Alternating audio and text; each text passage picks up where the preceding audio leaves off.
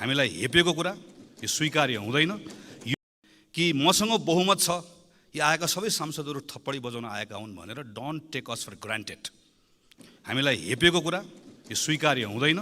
यो विधेयकमाथि यति धेरै प्रश्नहरू छन् र यो विधेयक मात्र होइन, जसरी संसदलाई जुन ढङ्गले व्यवहार गरिएको छ, सांसदलाई जसरी व्यवहार गरिएको छ, जे गरे पनि हुन्छ भन्ने ठानिएको छ।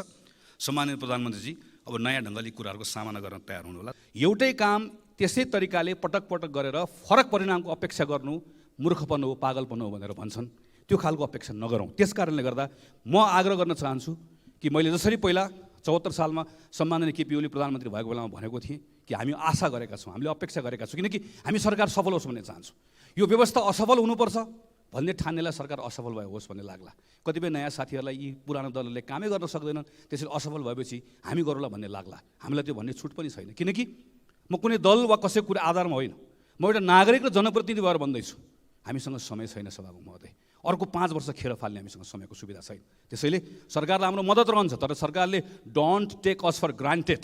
हामीलाई के नभन्ठानुहोस् भने हामी मत हाल्ने सांसद हो, हामीले जे गरे पनि थप्पडी बजाउँछन् भने सरकारले नठानोस्। हामी प्रत्येक दिन प्रत्येक पल सरकारलाई मद्दत पनि गरिरहेका हुन्छौँ, सरकारलाई हेरि पनि रहेका हुन्छौँ, सरकारलाई प्रश्न पनि गरिरहेका हुन्छौँ। अब हामीलाई काम होइन, कुरा गर्ने होइन, परिणाम दिने सरकार चाहिएको छ। प्रत्येक दिन एउटा परिणामको अपेक्षा हामी गर्छौँ। विद्यालयमा पढिरहेको एउटा विद्यार्थीलाई पढिसके पछाडि त्रिभुवन विश्वविद्यालयतिर जान्छु भन्ने होइन, त्रिभुवन अन्तर्राष्ट्रिय विमानस्थलतिर जान्छु भन्ने रहर हुन्छ, अर्थात् त्यहाँभित्र प्रेरणा पनि छैन।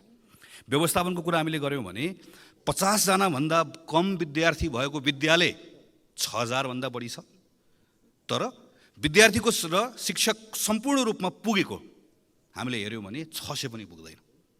यो खालको व्यवस्थापनको हाम्रो अवस्था छ।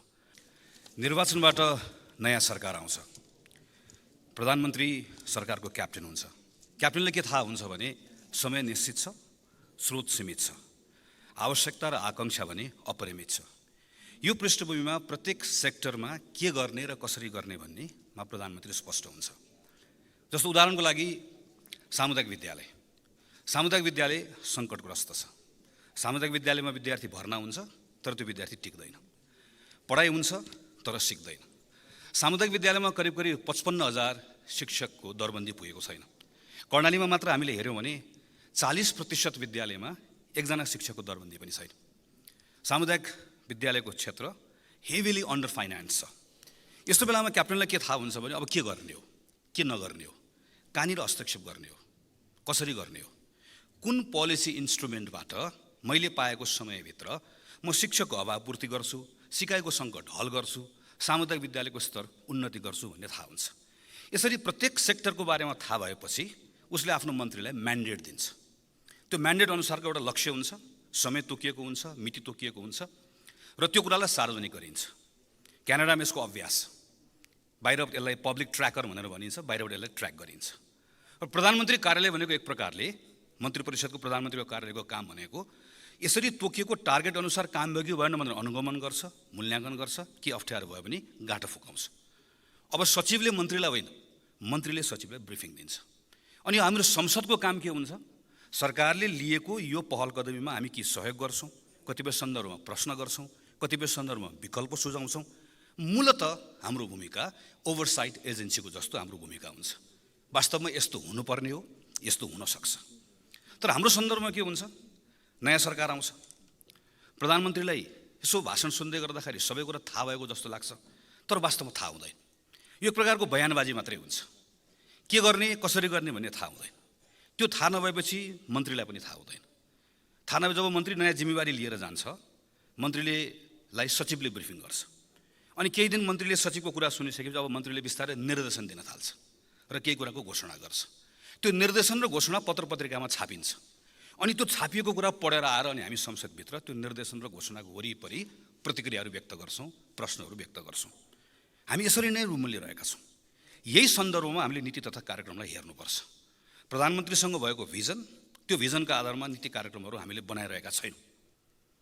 मन्त्रालयले करिब यो फागुन चैत्रतिर योजना महाशाखा भन्ने हुन्छ, योजना शाखा कतैतिर, त्यसले बिस्तारै आफ्नो मातहतका निकायहरूलाई एउटा सन्देश पठाउँछ। नीति कार्यक्रममा राख्नुपर्ने कुराहरू पठाउनुहोस् भनेर भन्छ। सबैले पठाउँछ। त्यो पठाएपछि त्यसलाई एक ठाउँ टिपोट गरिन्छ, कम्पाइल गरिन्छ। त्यो कम्पाइल गरेको कुरा मन्त्री परिषद प्रधानमन्त्री कार्यालयमा पठाइन्छ मन्त्री परिषद प्रधानमन्त्री कार्यालयमा केही सचिवहरू हुनुहुन्छ जो ठिक ठाउँमा मेरो सरुवा भएन भनेर रिसाएर बस्नुभएको, झोक्राएर बस्नुभएको। त्यो सचिवहरूको सानो एउटा समूह बनाइन्छ अनि त्यो समूहलाई कम्पाइल गर्न दिइन्छ। कम्पाइल गरेको डकुमेन्टलाई नीति कार्यक्रम भनिन्छ र यो यहाँ प्रस्तुत हुन्छ। हामी नीति कार्यक्रममा छलफल गर्दै गर्दा कसरी गरिरहेका छौँ भने, मानव यो नीति कार्यक्रममा छलफल गरिसकेपछि यसको आधारमा बजेट बन्छ। बजेट त लक भइसक्यो, त्यो त अब छाप्न मात्रै बाँकी हो नि।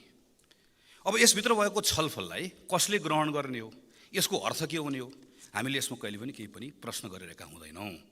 यही कुरा बजेटको सिद्धान्तको छलफलमा पनि हामीले उठायौँ र यसको आधारमा यो फेरि अहिलेको सरकारको सन्दर्भमा मात्रै कुरा गरेको होइन, मैले हामी यस्तै गर्दै आइरहेका छौँ, यसलाई बदल्नु पर्यो भनेर माननीय विश्वप्रकाश शर्मा र मैले केही दिन अगाडि माननीय अर्थमन्त्रीजीलाई उहाँकै कार्यालयमा गएर भेटेर हाम्रो सन्दर्भमा तालिका कस्तो हुनुपर्छ भनेर एउटा तालिकासहित र त्यसको व्याख्यासहित बुझाएका छौँ, जसमा हामीले भनेका छौँ चैत्र महिनामा यो नीति र कार्यक्रम यहाँ पेश हुनुपर्छ र वैशाख र जेठको यो महिनालाई बजेट कार्यान्वयन गर्ने सन्दर्भमा जति पनि कानुनहरू निर्माण गर्नुपर्ने हो ती सबै कानुनमा छलफल गरेर पारित गर्ने समयको रूपमा प्रयोग गर्नुपर्छ। जसको कारणले गर्दा संसदबाट बजेट पारित हुँदै गर्दा बजेट मात्रै पारित हुँदैन, त्यसको लागि चाहिने इन्स्ट्रुमेन्ट कानुन, त्यसको लागि चाहिने मन्त्रालयले पनि कार्यविधिहरूमा काम गर्छ, त्यो सबै पारित भएको अवस्था हुन्छ। एउटा विषय। दोस्रो विषय, यो प्रस्तावित नीति तथा कार्यक्रममा 188 बुँदा छ।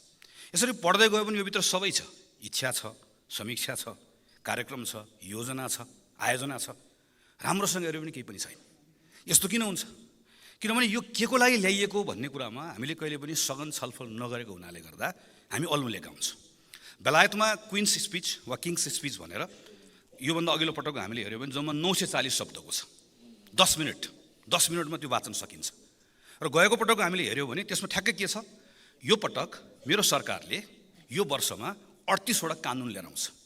यो कानुन बनाउँछ, प्रस्ताव गर्छ, तपाईँहरूले पार्लियामेन्टबाट बनाउनु होला।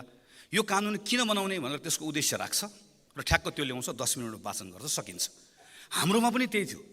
2048 सालमा तत्कालीन राजा वीरेन्द्रले वाचन गर्दै गर्दा जम्मा 24 वटा बुँदा मात्रै थियो र मूलतः नीतिको कुराहरू थियो। 2064 सालपछि हामीले के गर्यौँ, नयाँ गर्ने भन्ने सन्दर्भमा हामीले बिस्तारै कार्यक्रमको विस्तृतीकरण गऱ्यौँ र बिस्तारै सरकारको विज्ञापन गर्ने जस्तो यसलाई एउटा अस्त्र बनायौँ। नीति भनिसके पछाडि त्यसमा हाम्रो समस्या के हो, समस्याको हामीले पहिचान गर्ने, त्यसको लक्ष्य के हो, लक्ष्य प्राप्त गर्नको लागि चाहिने पोलिसी इन्स्ट्रुमेन्ट्सहरू के हो, यसरी हामीले यसलाई राख्यो भने मात्र यसको अर्थ हुन्छ, नभए अलमल हुन्छ। उदाहरणको लागि जस्तो बुँदा नम्बर 36मा कृषि मन्त्रालयले के भन्यो, कृषि मन्त्रालयकैबाट आएको टिपोट हो त्यो कि बाँझो जमिनलाई प्रयोग गर्नको लागि मैले सामुदायिक खेती प्रणालीलाई प्रोत्साहित गर्छु भनेर भन्यो। त्यो सामुदायिक खेती प्रणाली भनेको के हो, कसले गर्ने, त्यो अलमल हो। किन अघि भनेको जस्तै के को लागि भनेर नसोचेको हुनाले गर्दा अलमल भयो। 2070 सालमा म सम्झन्छु कृषि समितिको सभापतिको रूपमा काम गर्ने मौका पाएको थिएँ। भूकम्प पछाडि हामीले नै संसदीय समितिको विशेष पहल कदमीमा भू उपयोग नीति सरकारलाई ल्याउन लगायौँ, छलफल गऱ्यौँ। त्यसको आधारमा भू उपयोग भूमि सम्बन्धी ऐन आयो। त्यो ऐनमा मैले नै सांसदको रूपमा संशोधन राखेँ। हामीले त्यसको आधारमा भूमि ब्याङ्क बनाउने अवधारणा ऐनको अङ्ग बनायौँ। तर पछि 79 सालमा यो 77 सालमा नियमावली बनाउने बेलामा त्यसलाई ड्रप गरियो, त्यसलाई हटाइयो। भूमि ब्याङ्कको अवधारणा मात्रै कार्यान्वयन गऱ्यौँ भने बाँझो र अनुत्पादक जमिन प्रयोग नगरेको जमिन जुन छ त्यो प्रयोग नगरेको जमिनको एउटा कानुनी आधार बनिहाल्छ। त्यस्तै गरी कृषि व्यवसाय प्रवर्धन सम्बन्धी ऐनको ड्राफ्ट हामी केही सांसदहरूले मिलेर 8 वर्ष अगाडि कृषि मन्त्रालयलाई बुझाएको। त्यो एउटा मात्रै कानुन बन्यो भने मूल्य श्रृङ्खलामा उत्पादन गर्ने कृषक र व्यवसाय गर्नेको बिचको सम्बन्ध कस्तो हुने भनेर त्यसले परिभाषित गरिहाल्छ। अर्थात् सरकारले ल्याएको यो नीतिको लागि चाहिने पोलिसी इन्स्ट्रुमेन्ट के हो भन्दा मैले कृषि व्यवसाय प्रवर्धन ऐन बनाउँछु, मैले भू उपयोग ऐनमा भएको भूमि ब्याङ्कलाई तुरुन्त सुरु गर्छु भनेर भन्यो भने यो सरकारले राखेको बाँझो जमिनको प्रयोग गर्ने कुराको लक्ष्य प्राप्त हुन्छ। यसरी हामीले कुन कुरा राख्यो भने कुन लक्ष्य प्राप्त हुन्छ, नीति बनाउँदाखेरि यसरी हेर्नुपर्ने हुन्छ। केही नीतिहरूमा फेरि हामीले डिपार्चर पनि गर्नुपर्छ। जस्तो हामीले वित्तीय संहिताको सन्दर्भमा के गर्दै आयौँ, स्थानीय सरकारहरूलाई अनुदान दियौँ। त्यो अनुदानलाई हामीले सशर्त अनुदान भन्यौँ। सशर्त अनुदानमा हामीले शर्त कस्तो राख्यौँ, कार्यक्रमको शर्त राख्यौँ, आयोजनाको शर्त राख्यौँ। अब अनुभवले हामीलाई के सिकायो, आयोजनाको शर्त राख्दै गर्दा हामीले अपेक्षा गरेको प्रतिफल प्राप्त भएन, अर्थात् यो नीतिले भनेको अनुसार काम भएन। अब यसलाई बदल्नु पर्यो, केही कुरामा डिपार्चर चाहियो। अब अहिले यसपालि हामीले के भन्यौँ, अब हामी वित्तीय संहिताको सन्दर्भमा खास गरिकन वित्तीय हस्तान्तरणको कुरालाई कार्य सम्पादनसँग जोड्छौँ। अर्थात् हामी कार्यक्रमका सन्दर्भमा होइन, उपलब्धिका सन्दर्भमा, आउटपुटका सन्दर्भमा, यो स्कुल बनाउने भनेर होइन, तिमीले सिकाइका सन्दर्भमा यो परिणाम दियो भने तिमीले यति अनुदान प्राप्त गर्छौ भनेर जान्छौँ। हामी बिस्तारै एक प्रकारले त हामी सशर्त अनुदान घटाउँछौँ, हामीले यो नीति लिन्छौँ है भनेर हामीले संहिताको सन्दर्भमा भन्यौँ। नीतिको डकुमेन्टले यसलाई यसरी के भन्यो भने एक ठाउँ राखेँ कि म यो नीति यो पटक बदल्दैछु।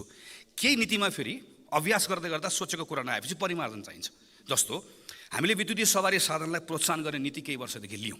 हामीले के भन्यौँ, यसबाट कार्बनको उत्सर्जनमा पनि हामीलाई सहयोग पुग्छ र खास गरिकन विद्युत उपभोगको सन्दर्भमा पनि बढ्छ र पेट्रोलियम पदार्थमाथिको निर्भरता घट्छ।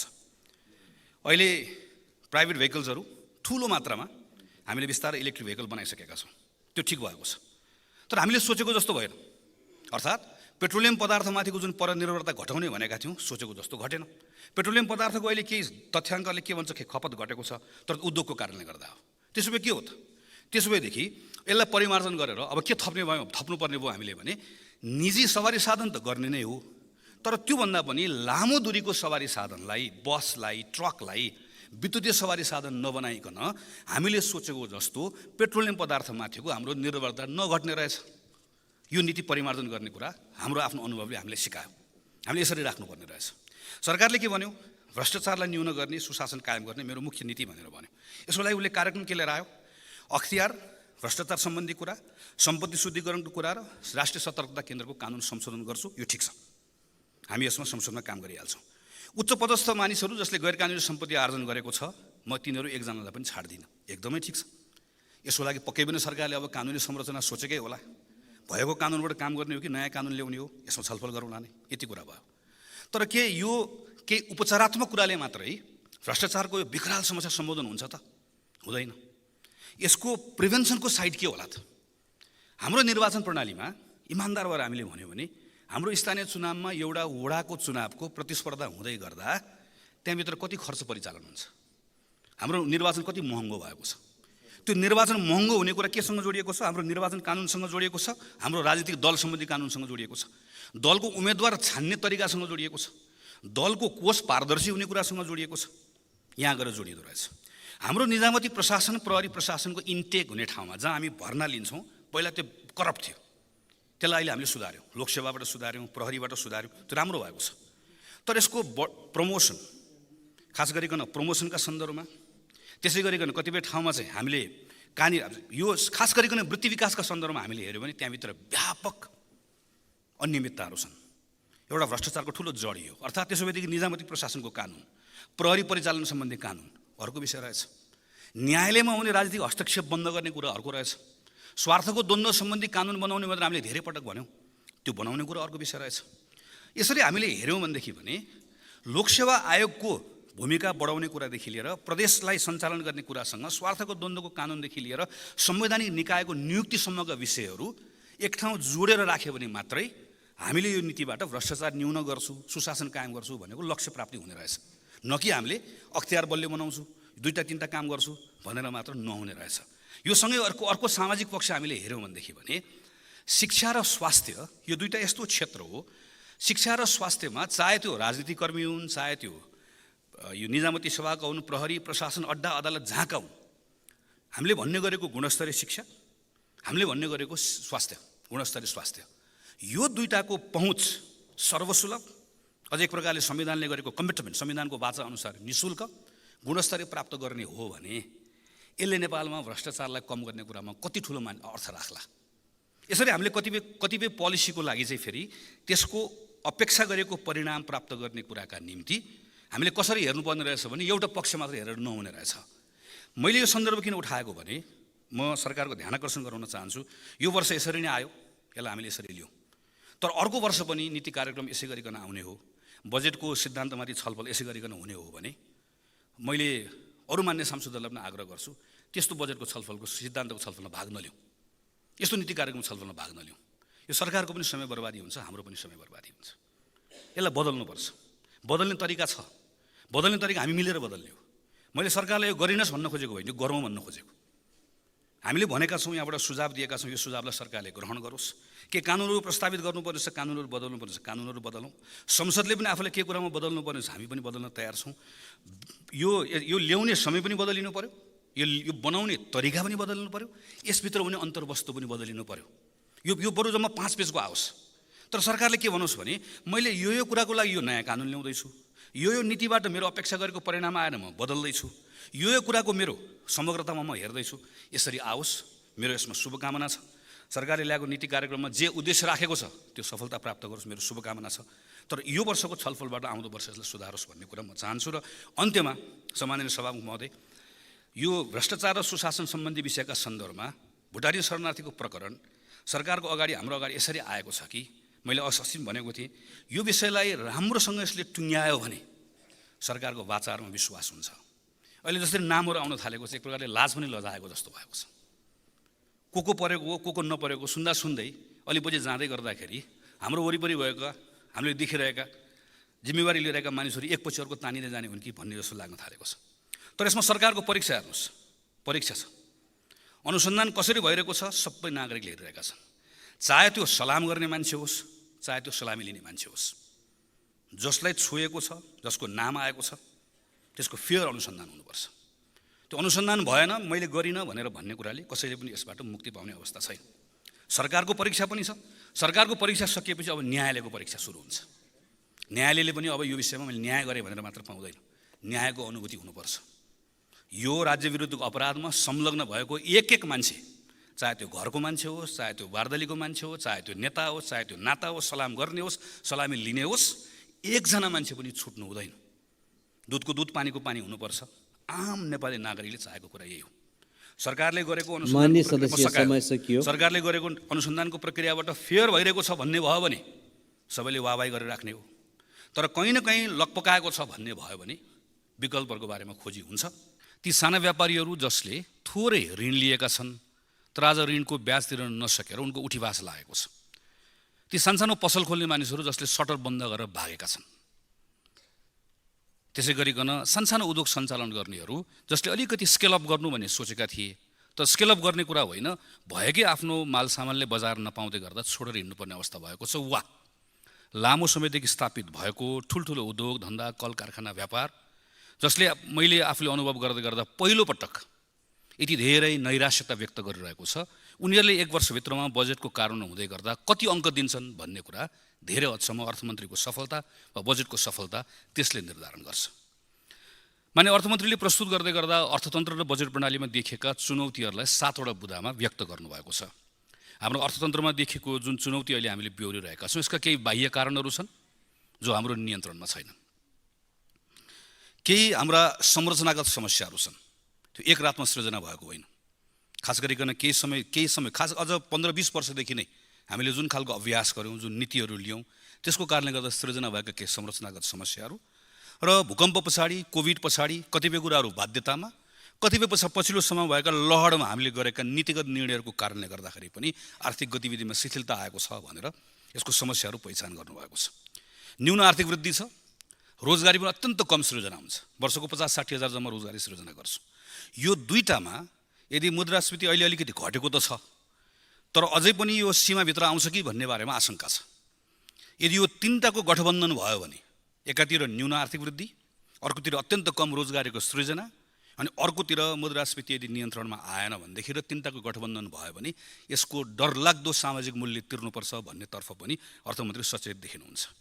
हाम्रो साधारण खर्च बढ्दै गएको, पुँजीगत खर्च कम र कम प्रभावकारी भएको चिन्ता पनि जायज छ। बाह्य क्षेत्रमा केही कुराहरूको सुधार भएको छ। वास्तविक क्षेत्रमा पनि खास गरिकन पर्यटनको क्षेत्रमा केही सुधारका सङ्केतहरू देखिएका छन्। वित्तीय क्षेत्रमा पनि ब्याङ्कमा अहिले तरलताको अभाव छैन। र बाह्य हामीले हेऱ्यौँ भने भारत र चीनमा संसारभरि देखिएको आर्थिक मन्दीका बावजुद पनि भारत र चीनको जुन आर्थिक गतिशीलता छ यसले हामीलाई केही आश्वस्त पारेको छ। अर्थमन्त्रीले पहिचान गर्नुभएको विषयहरू पनि ठिक छन्। यो सँगसँगै बजेट प्रणालीमा सुधार गर्ने कुरा, पुँजीगत खर्चको खास गरिकन यसलाई कार्यान्वयनमा सुधार गर्ने कुरा, यसको प्रभावकारिता बढाउने कुरा, साधारण खर्च घटाउने कुरा, कर प्रणालीमा सुधार गर्ने कुराहरूका सन्दर्भमा उहाँले एउटा लामो सूची नै प्रस्तुत गर्नुभएको छ। यसको पक्षमा यसलाई अझ सुधार गर्ने तर्फमा मान्य सदस्यहरूले विगत केही दिनदेखि लगातार सुझावहरू दिइराख्नु भएको छ। थुप्रै कुराहरू बाहिर आइसकेका छन्। यसलाई अर्थमन्त्रीजीले सकारात्मक रूपमा लिनुभएको छ भन्ने मैले विश्वास राखेको छु। यी विषयहरूको बारेमा धेरै कुराहरू भनिराख्नु परेन। यो बजेट वक्तव्यमै आएका म यसरी पुँजीगत खर्च सुधार गर्छु, म यसरी साधारण खर्च घटाउँछु, म यसरी कर प्रणालीमा सुधार गर्छु जुन प्रस्ताव गर्नुभएको छ, त्यही प्रस्तावभित्र रहेर के कुराहरू थप गर्न सकिएला भन्ने मेरो केही अब्जर्भेसनहरू मात्रै राख्न चाहन्छु। पहिलो कुरा बजेटको आकार। मलाई के अनुमान छ भने यो बजेटको जुन आकार अहिले प्रस्ताव गरिएको छ, माननीय अर्थमन्त्रीजी आफै पनि यत्रो आकार ल्याउन चाहनुहुन्न थियो भन्ने मेरो अनुमान हो, मेरो कुनै सूचना होइन।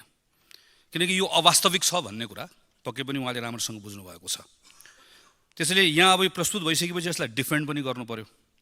यो अवास्तविक छ भन्ने कुरालाई मनमा लागे पनि होइन भनेर भन्नुपर्ने स्थिति बन्छ। तर यसलाई कार्यान्वयन गरेर परिणाम लिएर आउने हो भने चाहिँ मेरो पहिलो सुझाव भनेको यो अवास्तविक छ भन्ने कुरालाई स्वीकार चाहिँ गर्नु होला। यो अवास्तविक छ, यसको आकार यत्रो हुनै सक्दैन थियो, अहिले आकार यस्तो हुन नसक्दै पनि आकार यत्रो बनाइयो भन्ने कुरा मानेर बजेटको कार्यान्वयन गर्न सुरु गरियो भने बजेटबाट अपेक्षा गरेका परिणामहरू प्राप्त गर्न सजिलो हुन्छ।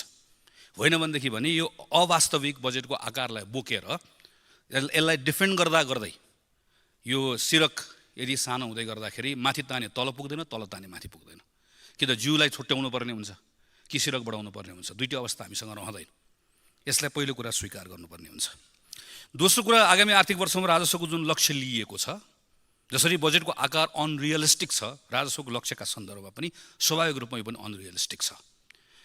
यो आर्थिक वर्षमा राजस्व जसरी उठिरहेको छ, अहिले जुन हामी संशोधन गरिसके पछाडि पनि जुन लक्ष्य लिएका छौँ त्यो पनि हाम्रो भेट्दैन। आज हामी जुन इन्स्ट्रुमेन्ट्सहरू प्रयोग गरेर राजस्व उठाइरहेका छौँ, हाम्रो जस्तो अवस्था छ। आर्थिक वर्ष त हाम्रो संविधान कानुनमा लेखिएको कारणले गर्दा बदली हुने हो। रातारात हाम्रो आर्थिक व्यवहारमा त्यत्रो के ठुलो परिवर्तन आउनेवाला छ, वा सरकारले अहिले प्रस्तावित गरेका जुन कुराहरू छ यसको परिणाम आउन पनि समय लाग्छ। अर्को कुरा, आफू यसले चमत्कार गर्ने पनि होइन। खास गरिकन हाम्रो आयातमा निर्भर भएको इकोनोमीको जुन स्ट्रक्चर छ, हाम्रो संरचना छ, यो रातारात एकैबाट बदलिनेवाला छैन। एकातिर हामीले देखिसक्यौँ, अस्ति हामीले केही समय अलिकति थोरै आयातमाथि थोरै दबाव भयो वैदेशिक मुद्रामा भनेर आयातमा नियन्त्रण गऱ्यौँ।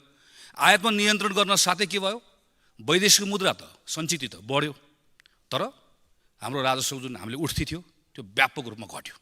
एकातिर ताने अर्कोतिर जान्छ।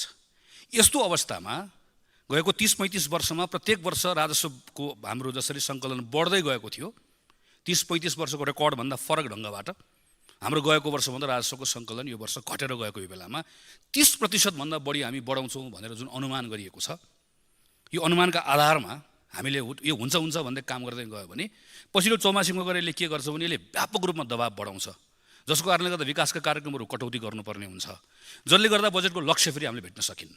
त्यसैले सुरुदेखि यसका बारेमा पनि रियलिस्टिक हुन मेरो सुझाव छ। अर्को कुरा भनेको जुन अनुमान गरिएको छ केमा बढ्ला भन्दा हामीले VAT-मा, आयकरमा, एक्साइजमा सबैतिर समान ढङ्गले 24.34% को वृद्धि हुन्छ भनेर भनेका छौँ। आजै मात्र मैले राजस्व सचिव रामप्रसाद घिमिरेको अन्तर्वार्ता पढेँ। त्यो अन्तर्वार्तामा उहाँ के भन्नुहुन्छ भने यो कमजोरी हो, गल्ती भयो भनेर भन्नुहुन्छ, तर यो साधारण हो भनेर भन्नुहुन्छ। सामान्य सभामुख मध्ये म यसलाई साधारण मान्न सक्दैन। 24.34% कै समान ढङ्गले जसरी यो बढ्छ भनेर अनुमान गरिएको छ, बजेटमा आइसक्यो। हाम्रो अभ्यास के चाहिँ हामी सामान्यतया प्रस्तावित भएको कुरालाई बदल्दैनौँ, फेर्दैनौँ। तर यत्रो ठुलो कमजोरी भइसक्यो, अब के गर्ने हो? यसलाई जस्ताको तस्तै राखेर कमजोरी हो भन्ने कुरा मानिसक्नुभयो सार्वजनिक रूपमा। यो कमजोरीलाई जस्ताको तस्तै राखेर यसलाई हामीले पारित गऱ्यौँ भने डे 1बाटै हाम्रो राजस्वको अनुमान त मैले त अहिले अनुमानमाथि अनुमान गरेँ मिल्दैन है भनेर, तर यो त राजस्वको सचिव आफैले यो अनुमान गरेको कुरा आफैमा यसको आधार बनाउँदै गर्दा आधार ठिक भयो, तर जसरी राखेको छ गलत हो भनेर स्वीकार गरिसके पछाडि त यो त अनुमानको यात्रै सुरुबाटै हामीले गलत बाटोमा हिँड्ने भयौँ हामी। यसका सन्दर्भमा यसलाई कसरी सच्याउने हो, कसरी गर्ने हो, यसमा मान्य अर्थमन्त्रीजीको ध्यान जान आवश्यक छ। त्यसपछिको विषय भनेको पुँजीगत खर्चलाई प्रभावकारी बनाउने सन्दर्भमा 18वटा बुँदामा यहाँ प्रस्ताव गरिएको छ। म अर्थ मन्त्रालयलाई के कुरामा आग्रह गर्न चाहन्छु, 18 बुँदा ठिक छ एकदम। 18 बुँदा एकपटक अर्थ मन्त्रालय फेरि पढोस्। यो वक्तव्यमा राख्नको लागि ठिक छ, यहाँ एकदम ठिक कुरा पनि आएको छ। अब वक्तव्यलाई परिणाममा पुर्याउनको लागि कार्ययोजना बनाउन आवश्यक छ। एउटा बुँदा हुन्छ। उदाहरणको लागि प्रधानमन्त्री कार्यालय राष्ट्रिय योजना आयोगले ठुल्ठुलो आयोजनाहरू अनुगमन गर्ने भनेको छ। यो अनुगमन गर्ने कुरा पुरानै हो, सधैँभरि हुन्छ। अनुगमन गर्न जाने कुरा कस्तो हुन्छ मान्य सदस्यलाई थाहा छँदैछ। यो चाहिँ भ्याकेसनमा गएको जस्तो, छुट्टी जानु पऱ्यो भनेपछि अब के गर्ने त भन्दा एउटा आयोजनाको अनुगमन गर्न जाने भन्ने हाम्रो यस्तो एउटा परम्परा परिपाटी बसेको छ। योजना आयोगको साथीहरू, अर्थ मन्त्रालयका साथीहरू घुम्नु पऱ्यो भनेपछि ल है अनुगमन जाने भन्ने छ। यसलाई कसरी बदल्ने हो, के बदल्छौँ जसले गर्दाखेरि पुँजीगत खर्चको प्रभावकारी यसको परिणाम आउनका निम्ति ठुल्ठुला आयोजनाहरूको काम गर्ने तरिका बदलिन्छ। कार्तिक महिनाभित्रमा ठेक्का व्यवस्थापन नगर्यो भनेदेखि भने विनियोजित रकम चाहिँ रोक्का गर्न सकिने भनियो, यसलाई स्वैच्छिक बनाइयो। बरु यसलाई सर्टेन क्राइटेरिया राखेर यति कुरा पुरा गर्यौ भने तिम्रो विनियोजित रकमको ठेक्का लागेन भने पनि तिमीलाई मैले ग्रेस दिन्छु, तिमीलाई गर भन्न सक्छु। तर यति कुरा गरेनौ भनेदेखि भने चाहिँ म अनिवार्य रूपमा यो जान्छ भनेर भनिएन भने, अब अर्थ मन्त्रालयले कार्यविधि बनाऊ त्यसो भनेन भने मैले अहिले अनुमान लगाउन सक्छु वा ठोक्वा गरेर भन्न सक्छु प्रत्येक मन्त्रालयले अर्थमन्त्रीलाई आएर यो कारणले गर्दाखेरि हो भनेर एउटा पनि ठेक्का विनियोजन रकम रोक्न सकिने अवस्था बन्दैन। आयोजना प्रमुखको छनौटको मापदण्ड बनाउने भने कसले बनाउने हो, कहिले बनाउने, यो पनि प्रत्येक वर्षको बजेटमा हामी सुन्दै आएका छौँ। कसरी बनाउने? आयोजना त सबै अर्थ मन्त्रालय अन्तर्गत छैन, कहाँ गएर बनाउने, कसरी बनाउने, यस्ता थुप्रै विषयहरू छन्। 18वटा बुदामा म बुदागत रूपमा जान्न, प्रत्येक बुदालाई अर्थ मन्त्रालयले एकचोटि रिरिड गरोस्, फेरि पढोस्। त्यसको आधारमा अर्थ मन्त्रालय आफैले गर्नुपर्ने कुरा के हो छेउको तालिकामा लेखोस्, अर्को कुन मन्त्रालयले गर्नुपर्ने छेउको तालिकामा लेखोस्, त्यसपछि मात्र अपेक्षित परिणाम आउँछ। चौथो कुरा, यो बजेटमा यो प्रस्तावित बजेटमा केही कानुनहरूको संशोधनको कुरा गर्छ। जस्तो उदाहरणको लागि जग्गाको हदबन्दी, खास गरिकन निर्यातमूलक उद्योग सञ्चालन गर्ने कुराको सन्दर्भमा, सूचना प्रविधिको क्षेत्र र नवप्रवर्धनको उद्योगहरूमा अलिकति लचिलो श्रम नीति बनाउनलाई श्रम ऐनको संशोधन गर्ने कुरा। त्यस्तै गरिकन वनको खास गरिकन हामीहरू जब रुखको कटानी गर्छौँ त्यही बेलामा सम्पूर्ण कुरा एकैपल्ट गर्ने गरिकन EIA मा संशोधन गर्ने कुराको। जग्गा प्राप्ति ऐन, खास गरी आयोजनाको लागि जग्गा प्राप्तिको कुरा लामो समयदेखि यसको बारेमा छलफल भएको। मैले नै संसदमा आएदेखि जग्गा प्राप्ति ऐनको संशोधन गर्ने भनेको चाहिँ सुनेको 12 कि 14 वर्ष भयो। प्रत्येकचोटि आउँछ यो, अनि प्रत्येकचोटि यसमा हामी बोल्छौँ। 12-13 वर्ष लगातार बजेट पल्टायो भने प्रत्येक वर्ष यो परेको देखिन्छ। सार्वजनिक खरिद ऐन हामीले यति पटक नियमावली संशोधन गरिसक्यौँ कि अब नियमावली संशोधन गर्ने कि मूल ऐनमा जाने, यसमा पनि ऐन नियमावली दुईवटा कुरा लेखिएको छ। यस्ता केही ऐनहरू संशोधन गर्छु, सङ्घीय कृषि ऐन, सङ्घीय शिक्षा ऐन, सङ्घीय निजामती ऐन, बौद्धिक सम्पत्ति कानुन सम्बन्धी ऐन, भन्सार ऐन, स्वार्थको द्वन्द्व सम्बन्धी ऐन लगायतको ऐनहरू चाहिँ म नयाँ बनाउँछु भनेर यसमा भनिएको छ। यो हाम्रो विधेयक बनाउने ऐन बनाउने तरिका कस्तो हुन्छ, मन्त्री परिषदबाट स्वीकृति लिएर सम्बन्धित मन्त्रालयले बनाउनुपर्छ। अब शिक्षा मन्त्रालयले सङ्घीय शिक्षा ऐन बनाउने कुरा प्राथमिकतामा राखेन। उनले प्राथमिकतामा राख्यो तर संसदले प्राथमिकतामा राखेन। पार्लियामेन्ट्री कमिटीले यसका बारेमा चाहिँ अलिकति यसको समयको महत्त्व मानव यसले बुझ्दिएन। ऐन समयमा बन्दैन, ऐन समयमा बनेन भने बजेटको लक्ष्य कसरी प्राप्त हुन्छ। त्यसैले अर्को कुरा अहिले हेर्नुपर्ने कुरा भनेको पार्लियामेन्टलाई कन्फिडेन्समा लिने कुरा र जुन मन्त्रालयले ऐन बनाउनु पर्ने हो तत्त मन्त्रालयलाई पनि सँगसँगै लिएर हिँड्ने कुरा अर्थ मन्त्रालयको लागि त्यत्तिकै आवश्यक छ। पाँचौँ कुरा, पुँजीगत खर्चको कम भयो भन्ने कुराको सन्दर्भमा असाध्यै कम चर्चा हुने गरेको तर एकदमै महत्त्वपूर्ण विषय भनेको चाहिँ राज्यको समग्र क्षमताको कुरा पनि हेर्नुहोस्। मेरै निर्वाचन क्षेत्रमा यस्तो एउटा दुई ठाउँमा यस्तो बोटलनेक बाटोहरू छ जुन बाटो बन्दा बन्दै त्यो त्यहीँ गएर त्यो रोकिएको छ। त्यो किन रोकियो भनेर यसो कसैले गएर हेर्न गयो भने सिधा थाहा भइहाल्छ कि त्यहाँ कसैले मुद्दा हाल्नु भएको छ। मुद्दा सम्मानित अदालतमा जान्छ, अदालतले वर्षौँ फैसला गर्दैन। अदालतले वर्षौँ फैसला नगरिदिइसकेपछि के हुन्छ, हामीले जुन पुँजीगत खर्च भनेर भन्छौँ, अदालतले फैसला नगरिदिँदाखेरि त्यो पुँजीगत खर्च हुने कुरा प्रभावित हुन्छ। अख्तियारले समयमा निर्णय नगरिदिँदा प्रभावित हुन्छ।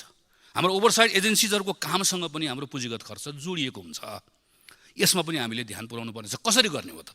यो वर्ष हामी कसरी अदालतसँग, अख्तियारसँग, यी लगायतका संस्थाहरूसँग, यी निकायहरूसँग हामी काम गर्छौँ, जसको कारणले गर्दा हाम्रो पुँजीगत खर्च पहिलाको भन्दा अझ बढी रिजल्ट आउने अवस्था हुन्छ। त्यसपछिको विषय भनेको अरू मन्त्रालय। एउटा मन्त्रालय थुप्रै मन्त्रालयका आफ्नो क्षेत्रगत कार्यक्रमहरू भए। त्यो मन्त्रालयको राजनीतिक नेतृत्व मन्त्रीसँग छ, सचिव हुनुहुन्छ। मैले वर्षमा योभन्दा अघिल्लो पटक धेरै पटक भनिसकेको दोहोऱ्याउँदिनँ। यही मन्त्रालयको बजेटभित्र परेका कतिपय कार्यक्रमहरूको कार्यविधि समेत पनि नबनाइकन सकिन्छ हाम्रो। अहिले कार्यविधि बनाउने कुरा त क्यालेन्डरमा तोकिएको छ, तर मलाई डर के लागेको छ योपल्ट कार्यविधि जे बन्छ कार्यान्वयन हुँदैन।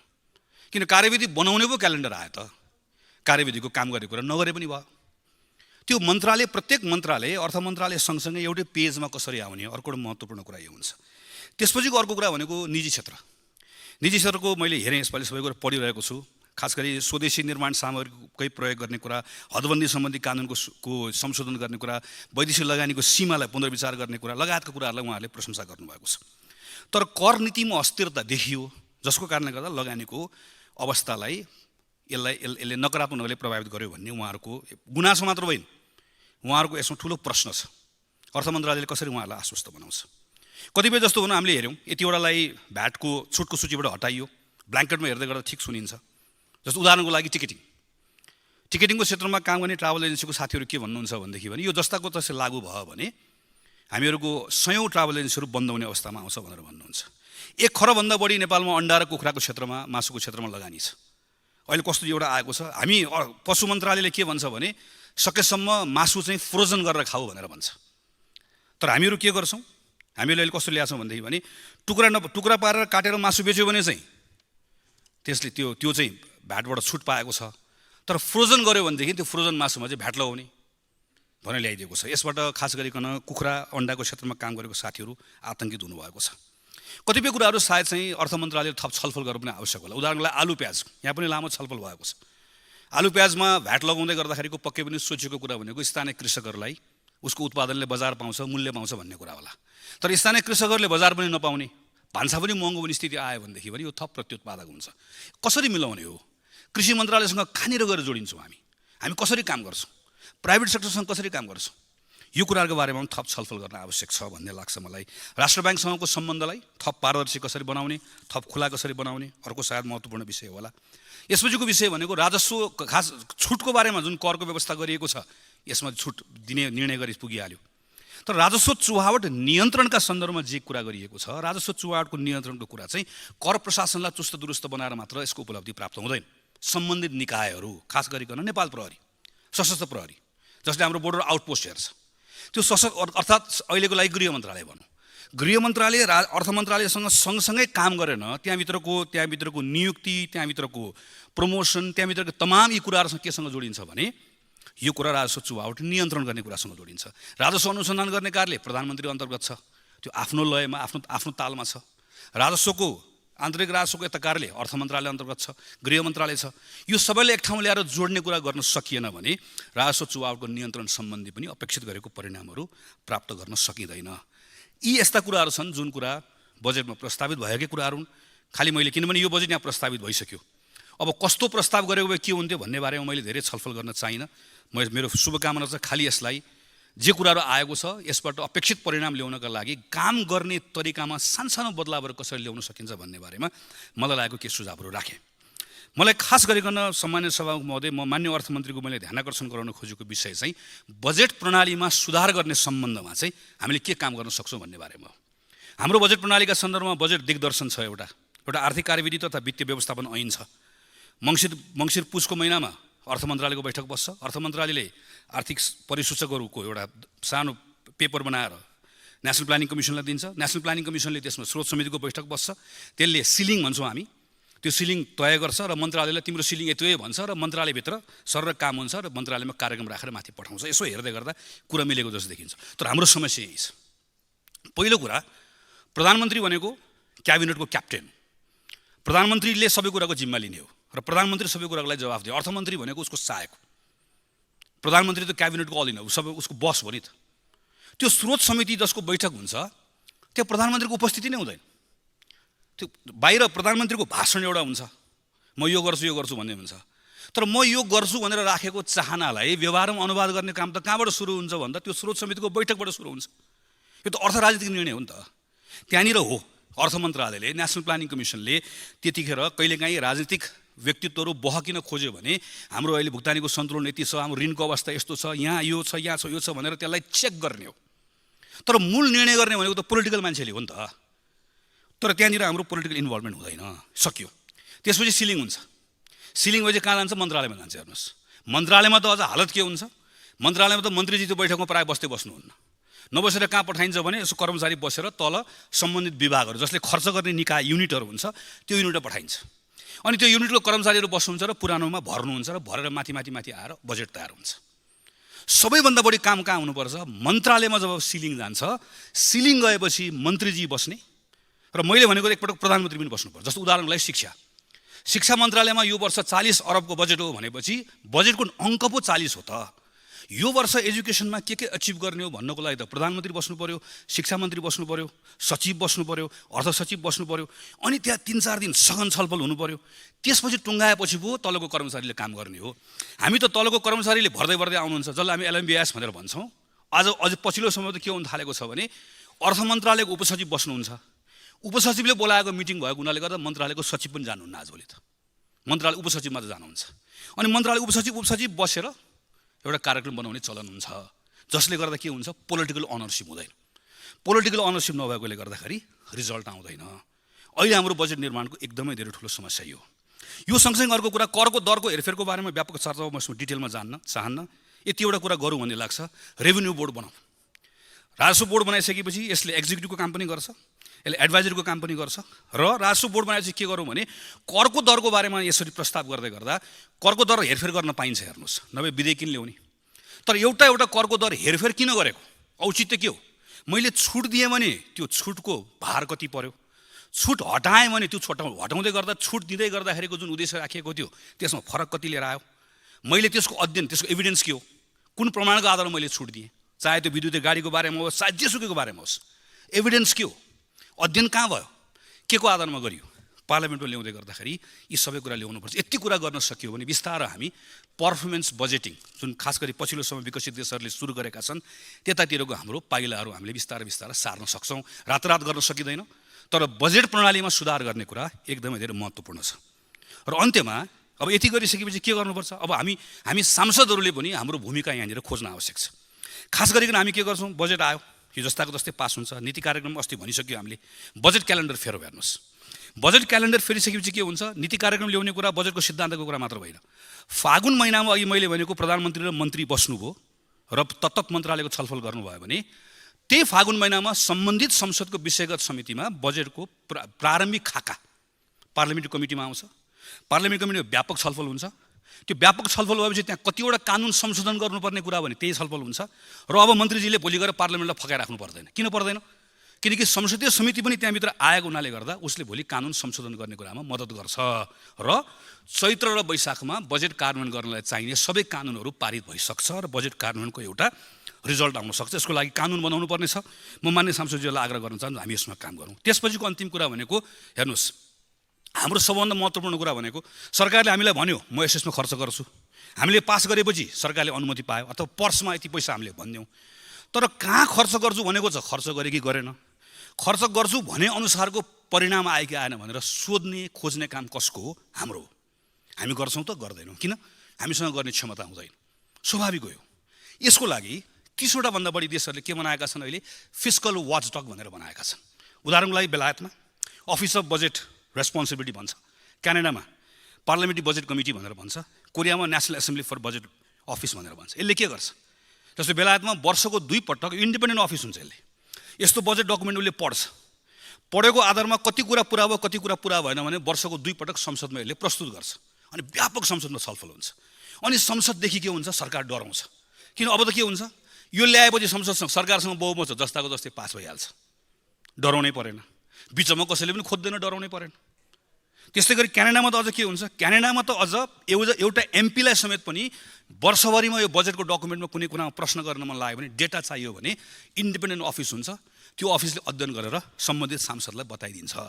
यो किन चाहिन्छ भने हाम्रो बजेटका सन्दर्भमा बजेट पनि अर्थ मन्त्रालयले लिएर आउँछ, यसको समीक्षा पनि अर्थ मन्त्रालयले लिएर आउँछ। अनि हामीहरूसँग सीमित ज्ञान हुन्छ, सीमित सूचना हुन्छ। यसको आधारमा हामी यहाँ उभिएर आएर बोल्दै गर्दाखेरि कुण्ठा पोख्छौँ, गाली गर्छौँ, तर तथ्याङ्कले गर्दा समात्नुपर्ने ठाउँमा समात्न सक्दैनौँ, जसले गर्दाखेरि अनि हामी के हुन्छ, बिस्तारै गएर अनि हामीहरूको अवस्था यी साथीहरूले चर्चा गर्नुभएको जस्तै नागरिकहरूलाई मैले अन्यथा भन्न खोजेको होइन, नागरिकहरूले हामी सांसदहरूले बजेट निर्माण लगायतका यी यावत कुराहरूमा व्यापक र प्रभावकारी ढङ्गले काम गरिरहेको नदेखेको हुनाले गर्दा, त्यो भूमिका हामीसँग छ तर हामीले त्यो सृजना नगरेको हुनाले गर्दा उनीहरू त्यसपछि हामीसँग के गर्छन्, मन्दिरको गजुरको लागि पैसा माग्छन्, इनार खन्न पैसा माग्छन्। किनभनेदेखि भने संसदमा हामी यहाँ टेबल ठोकेको मात्रै देखिरहेको हुन्छ हुन्न भने मात्रै देखिरहेको हुन्छ। अर्थ मन्त्रालय वा सरकार हामीसँग डराइरहेको देखिरहेको हुँदैन। स्रोत केमा खर्च गर्ने, कसरी खर्च गर्ने, यावत कानुन बनाउने अधिकार हामीसँग छ, त्यो अधिकारको हामीले प्रयोग गरिरहेका छैनौँ। त्यो अधिकारको प्रयोग नगरेको हुनाले गर्दा सरकारले हामीलाई हेप्छ वा सरकारले बरालिन्छ, जे गरे पनि हुन्छ भन्छ। किनकि पार्लियामेन्ट्री सिस्टममा सरकारसँग जहिले पनि बहुमत हुन्छ र हामी कहाँ क्रस पार्टी काम गर्ने धेरै प्रचलन पनि छैन। त्यसैले मान्य सदस्यहरूले मेरो आग्रह चाहिँ यो आर्थिक वर्ष अलिकति हामीले काम गर्ने, यो बजेट त पास भएर जान्छ, कति कुरा सचिएला, तर यो वर्षभरि हामीले काम गऱ्यौँ भने, केही नयाँ कानुनमा काम गऱ्यो भने अर्को वर्षदेखि चाहिँ हामी यहाँ आएर बोल्ने, यहाँ आएर चाहिँ एकदम ठुलो कुरा गर्ने, लास्टमा त्यहाँ गइसकेपछि चाहिँ यसो एकजना मन्त्रीजीले यसो कुनातिर हेरेर यसो खल्तीमा सानो चिरकटो हालिदिएर मन्त्रीजी यसपालि यो चाहिँ पारिदिनु पऱ्यो भनेर भन्नुपर्ने हालत हामी सबैको किन भएको छ भनेदेखि भने चाहिँ हाम्रो हातमा भएको अधिकार हामीले प्रयोग नगर्दा यस्तो हालत भएको। हाम्रो हातमा भएको अधिकार हामी प्रयोग गरौँ त। हामी यो सबै कानुन रोड बनाउने विषयका सन्दर्भमा सही ढङ्गले यसलाई संसदको खास गरिकन हाम्रो ओभरसाइट एजेन्सीका रूपमा जुन हाम्रो दायित्व हो, हाम्रो अधिकार हो, त्यो अधिकारको हामीले प्रयोग गऱ्यौँ भनेदेखि भने बजेट निर्माण प्रणाली पनि सुधार हुन्छ, बजेटको परिणाम ल्याउने कुराको सन्दर्भमा पनि संसदको भूमिका पनि बढ्छ र हामी विधायकहरू, हामी सांसदहरू जे कामको लागि आएको हो त्यसो हामी अरू काममा हामी लाग्नु पर्दैन। त्यसपछि नागरिकले पनि हामीलाई तिमीले यो गरेनौ भनेर धेरै कुरा भन्न हुन्न। किन हुन्न भने उहाँहरूले हामीले गरेको देख्नुहुन्छ र सरकार, संसदले बनाएको सरकार जसलाई हामी पैसा खर्च गर्ने अख्तियारी दिन्छौँ त्यो प्रत्येक पल हामीसँग डराउँछ। हामीले प्रश्न गर्छौँ भनेर ऊ हामीसँग डर पनि हामीसँग हुन्छ, भर पनि हामीसँग हुन्छ। अहिले भर मात्रै छ, पास भइहाल्छ, भर परेको छ, डर छैन। किन छैन भने जान्छन् कहाँ, आइहाल्छन् चिरकटो बोकेर, मन्त्रालय आउँछन्, काहीँ न काहीँ आउँछन्, धाउँछन् भन्ने अवस्था छ। यसलाई बदल्न सकिने हामीसँग अधिकार छ, हाम्रो अधिकारको प्रयोग गरौँ, यही कुराको आग्रह गर्दै र यो आर्थिक वर्षमा जुन उद्देश्यका साथ बजेट ल्याउनु भएको छ ती उद्देश्यहरू पुरा हुन् शुभकामना व्यक्त गर्छु। धन्यवाद। जय नेपाल। एउटा भिन्न विषयबाट क्षमासहित सुरु गर्न चाहन्छु, किनकि जीवन रक्षाको सवाल छ। सुलभ चापागाई लगायत विद्यार्थी साथीहरू आमरण अनसन बसिराख्नु भएको छ। स्वास्थ्य तलमाथि भयो भने सरकारले यसको मूल्य चुकाउन सक्दैन, सरकारको यसमा हेक्का पुगोस्। कहिलेकाहीँ एकरूपता ल्याउनको लागि केही नेपाल ऐन संशोधन भनेर गणतन्त्र आइसकेपछि हामीले थुप्रै कानुनहरू एकैपटक संशोधन गर्न थाल्यौँ। 2074 सालको सरकारले, नेकपाको सरकारले यसको चरम दुरुपयोग गर्यो। यो नेपाल ट्रस्ट ऐन कानुन त्यहीँ छिराएर ल्याइएको।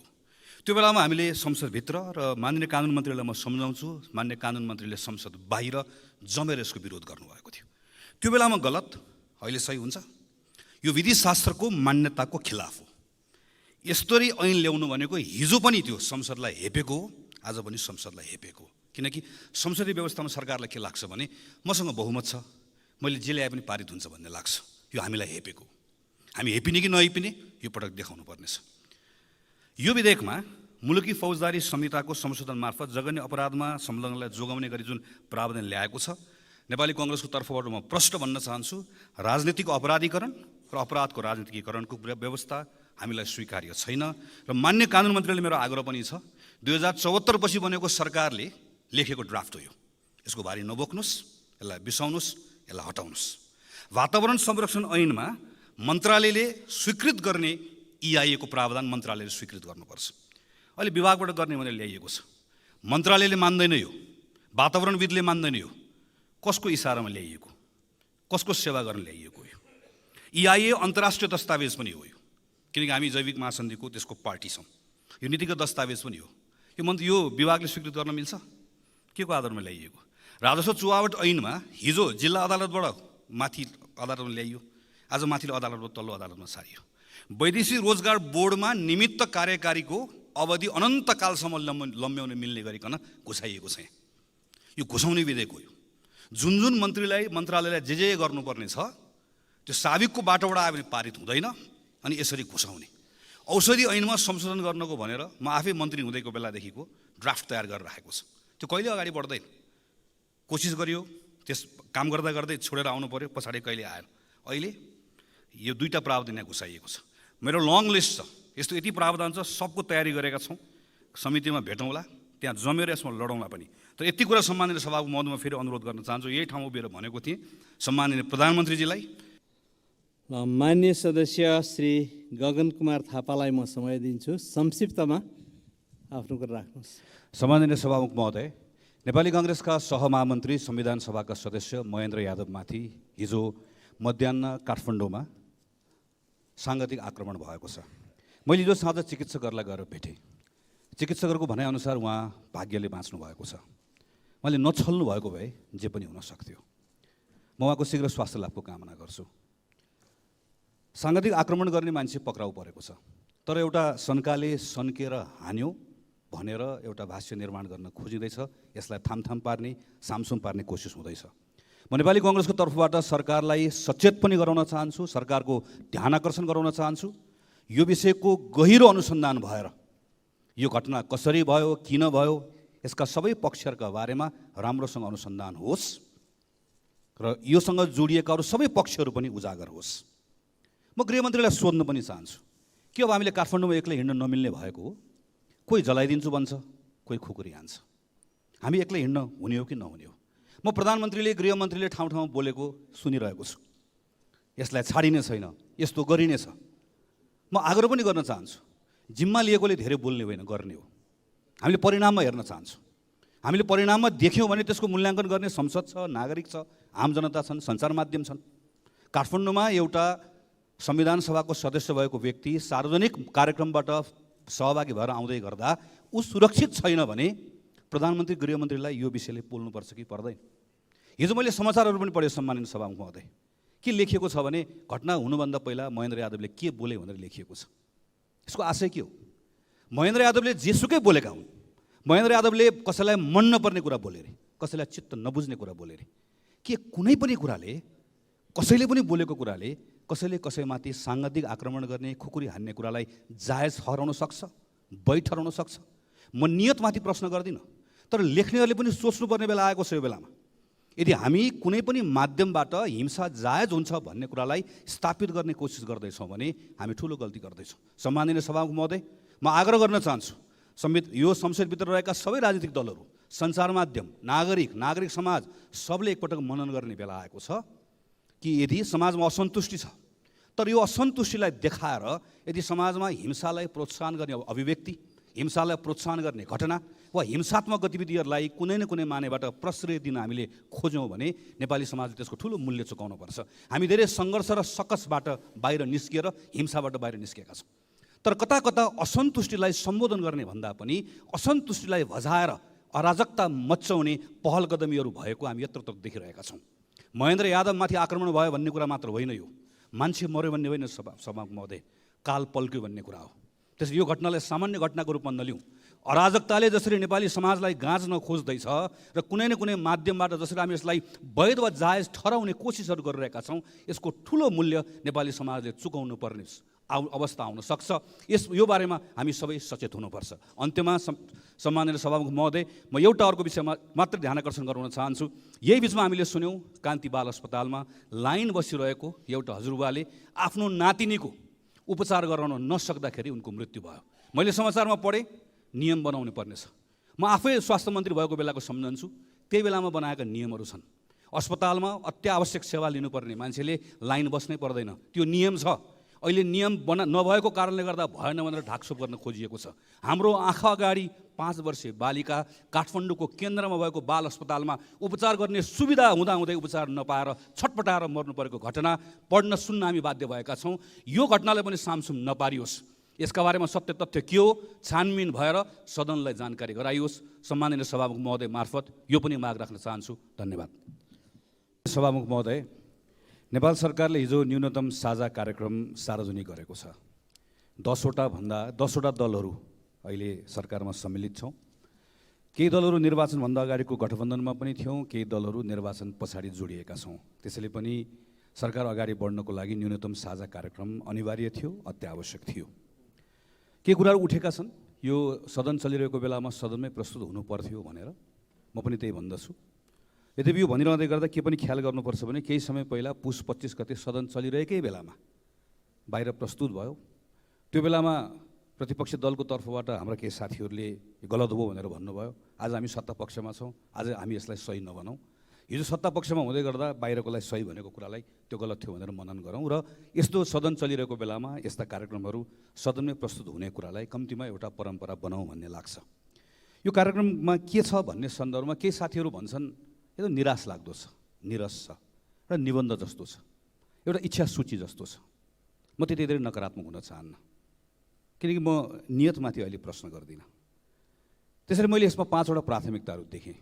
एउटा प्राथमिकता संविधानको कार्यान्वयनका सन्दर्भमा छ, खास गरिकन सङ्घीयताको कार्यान्वयनमा हामीले ढङ्ग पुर्याइरहेका छैनौँ, सुझबुझ पुर्याइरहेका छैनौँ। त्यसैले यसको विकृत अभ्यास भएको हुनाले गर्दा यसमाथि प्रश्नहरू उठेका छन्, यसलाई हामीले सम्बोधन गर्नुपर्छ।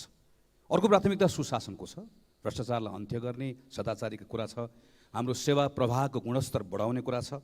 अर्को स्वाभाविक रूपमा अहिलेको अर्थतन्त्रको बारेमा छ र अर्को सन्तुलित परराष्ट्र नीतिका बारेमा छ।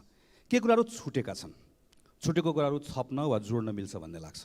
केही मान्यजीहरूले महत्त्वपूर्ण विषयहरू उठाउनु भएको छ जुन पहिला थियो महत्त्वपूर्ण थिए ती अहिले किन छुटे भन्ने कुरा मलाई यसमा त्यसलाई जोड्न मिल्ने नमिल्ने ठाउँमा देख्दैन। यद्यपि न्यूनतम साझा कार्यक्रमलाई कसरी लिने भन्ने प्रश्न भने छ। जर्मनीमा हामीले के देख्यौँ भने social democratic party, green party र फ्री डेमोक्रेटिक पार्टीले अस्ति चुनाव पछाडि साझा कार्यक्रम बनाएर सरकार सुरु गर्नलाई करिब 73 दिन लगाए।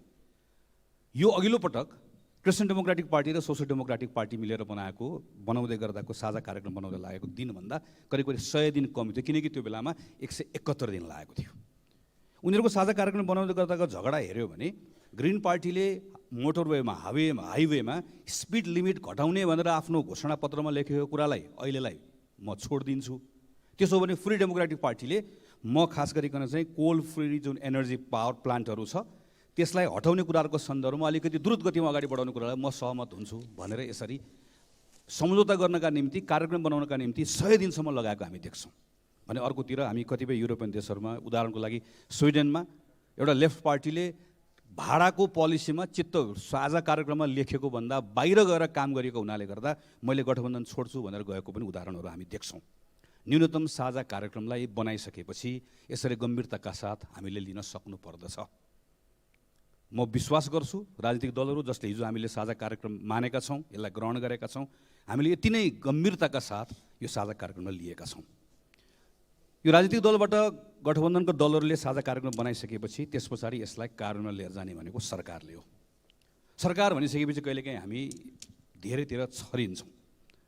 तर यहाँनिर म बेलायतका पूर्व प्रधानमन्त्री ह्यारोल्ड म्याकमिलनको एउटा भनाइ सम्झन चाहन्छु। Prime minister is the first among the equals responsible for all the work of the government. अर्थात् प्रधानमन्त्री सबभन्दा शक्तिशाली पनि हो, सबभन्दा जिम्मेवार पनि हो। सरकार भनेको एक प्रकारले प्रधानमन्त्री हो। अब कमन मिनिमम प्रोग्राम पछाडि यात्रा सुरु भयो। मेरो लक्ष्य प्रष्ट छ, यो लक्ष्यसम्म पुर्याउने जिम्मेवारी मेरो हो। जस भए पनि मेरो, अब जस भए पनि मेरो भन्ने अठोट त्यो दृढता, त्यो आत्मविश्वास प्रधानमन्त्रीमा हुनुपर्छ। तर कता कता मैले प्रधानमन्त्रीजीको काम कारबाहीहरू हेर्दै गर्दा त्यो आत्मविश्वास नभएको बढी अलमल भएको पाइरहेको छु। केही कार्यक्रमहरूमा मलाई अतिथिको रूपमा बोलाइयो, मैले भने म भ्याउँदिनँ। आयोजकहरूले भन्नुभयो प्रधानमन्त्री आउँदै हुनुहुन्छ, प्रधानमन्त्रीलाई फुर्सद हुने तिमीलाई फुर्सद नहुने, अप्ठ्यारो लागि म गएँ। मेरो प्रधानमन्त्रीले यति धेरै फुर्सद किन छ भनेर कहिलेकाहीँ म छक्क पनि पर्छु। उद्घाटनमा जाने भ्याइएको छ, सम्मेलनमा जाने भ्याइएको छ। अनि मेरो टिमले कार्यक्रममा प्रधानमन्त्रीले बोल्नुभएको कुराहरूलाई हामी एक ठाउँ राखेर हामीले हेऱ्यौँ। वैदेशिक रोजगारीमा जाँदा भएकोलाई दुःख नदिने, एकल अङ्कमा ब्याज दर झार्ने, राजस्व चुहावटमा भएको कुरालाई कडाइका साथ नियन्त्रण गर्ने प्रधानमन्त्रीले दिनुभएका निर्देशनहरू हुन्। हामीले अर्कोतिर घोषणाहरू हेऱ्यौँ भने दलितहरूले 100 वर्षसम्म सम्झने खालको कार्यक्रम म लिएर आउँछु, गोरखकाली रबर उद्योगमा चलाउँछु, शिक्षा क्षेत्रमा एउटा प्याकेज ल्याएर म यसलाई सुदृढ बनाउँछु। यो प्रधानमन्त्रीका घोषणाहरू हुन्। निर्देशन र घोषणा यो दुईटा कुराले शासकीय सुधार हुन्छ भन्ने मनोवृत्तिबाट हाम्रो प्रधानमन्त्रीले पहिला त्यहाँबाट मुक्त हुनुपर्छ। निर्देशन नदिएको हुनाले गर्दा शासकीय परिणामहरू नआएका होइनन्, सुधारहरू नभएका होइनन्। समस्या कहाँ छ? त्यो समस्याको चुरुमा पुगेन, समस्याको गाँठोमा पुगेन भने निर्देशनहरू फेरि एकपटक अलपत्र मात्रै हुन्छन् र कुनै बेला गएर फेरि मैले दिएका निर्देशनहरू मलाई स्मरण गराउनुहोस् भनेर निर्देशन सम्झाउनु पर्ने अवस्था आउँछ। दोस्रो कुरा भनेको प्रधानमन्त्रीले मलाई लाग्छ के सोच्नुपर्छ भने प्रधानमन्त्री भनेको अपरेटर पनि हो, सँगसँगै कोअर्डिनेटर पनि हो। प्रधानमन्त्रीले टिम चलाउने हो। प्रधानमन्त्रीहरू भनेका सबै प्रधानमन्त्रीको अङ्गहरू हुन्। यी सबैलाई सँगसँगै लिएर हिँड्न सक्नुपर्छ। Prime minister is the captain of the सिप भनेर पूर्व प्रधानमन्त्री जवाहरलाल नेहरूले भन्नुभएको जस्तो सबैलाई लिएर जाने हो। त्यसका निम्ति सबैभन्दा पहिला प्रधानमन्त्रीलाई टिम चाहिन्छ। हामीले भारतको प्रधानमन्त्रीको अहिलेको सफलताको बारेमा कुराकानी गर्दै गर्दा के ख्याल गर्दैनौँ भने प्रधानमन्त्रीको लागि सबभन्दा महत्त्वपूर्ण त्यहाँको प्रधानमन्त्रीको कार्यालय छ।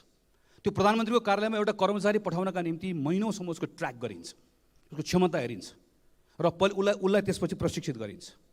कतिपय सन्दर्भ हामीले बेलायतको पूर्व प्रधानमन्त्री मार्गरेट थ्याचरको एफिसियन्सी युनिट भन्ने थियो। हामी धेरै महाथिर मोहम्मदको कुरा गर्छौँ, तर के बिर्सन्छौँ भने महाथिर मोहम्मदको कार्यालयमा डेलिभरी युनिट भन्ने थियो। यसरी प्रधानमन्त्रीले आफ्नो टिम बनाएको हुन्छ। त्यो टिम सबैभन्दा महत्त्वपूर्ण हुन्छ।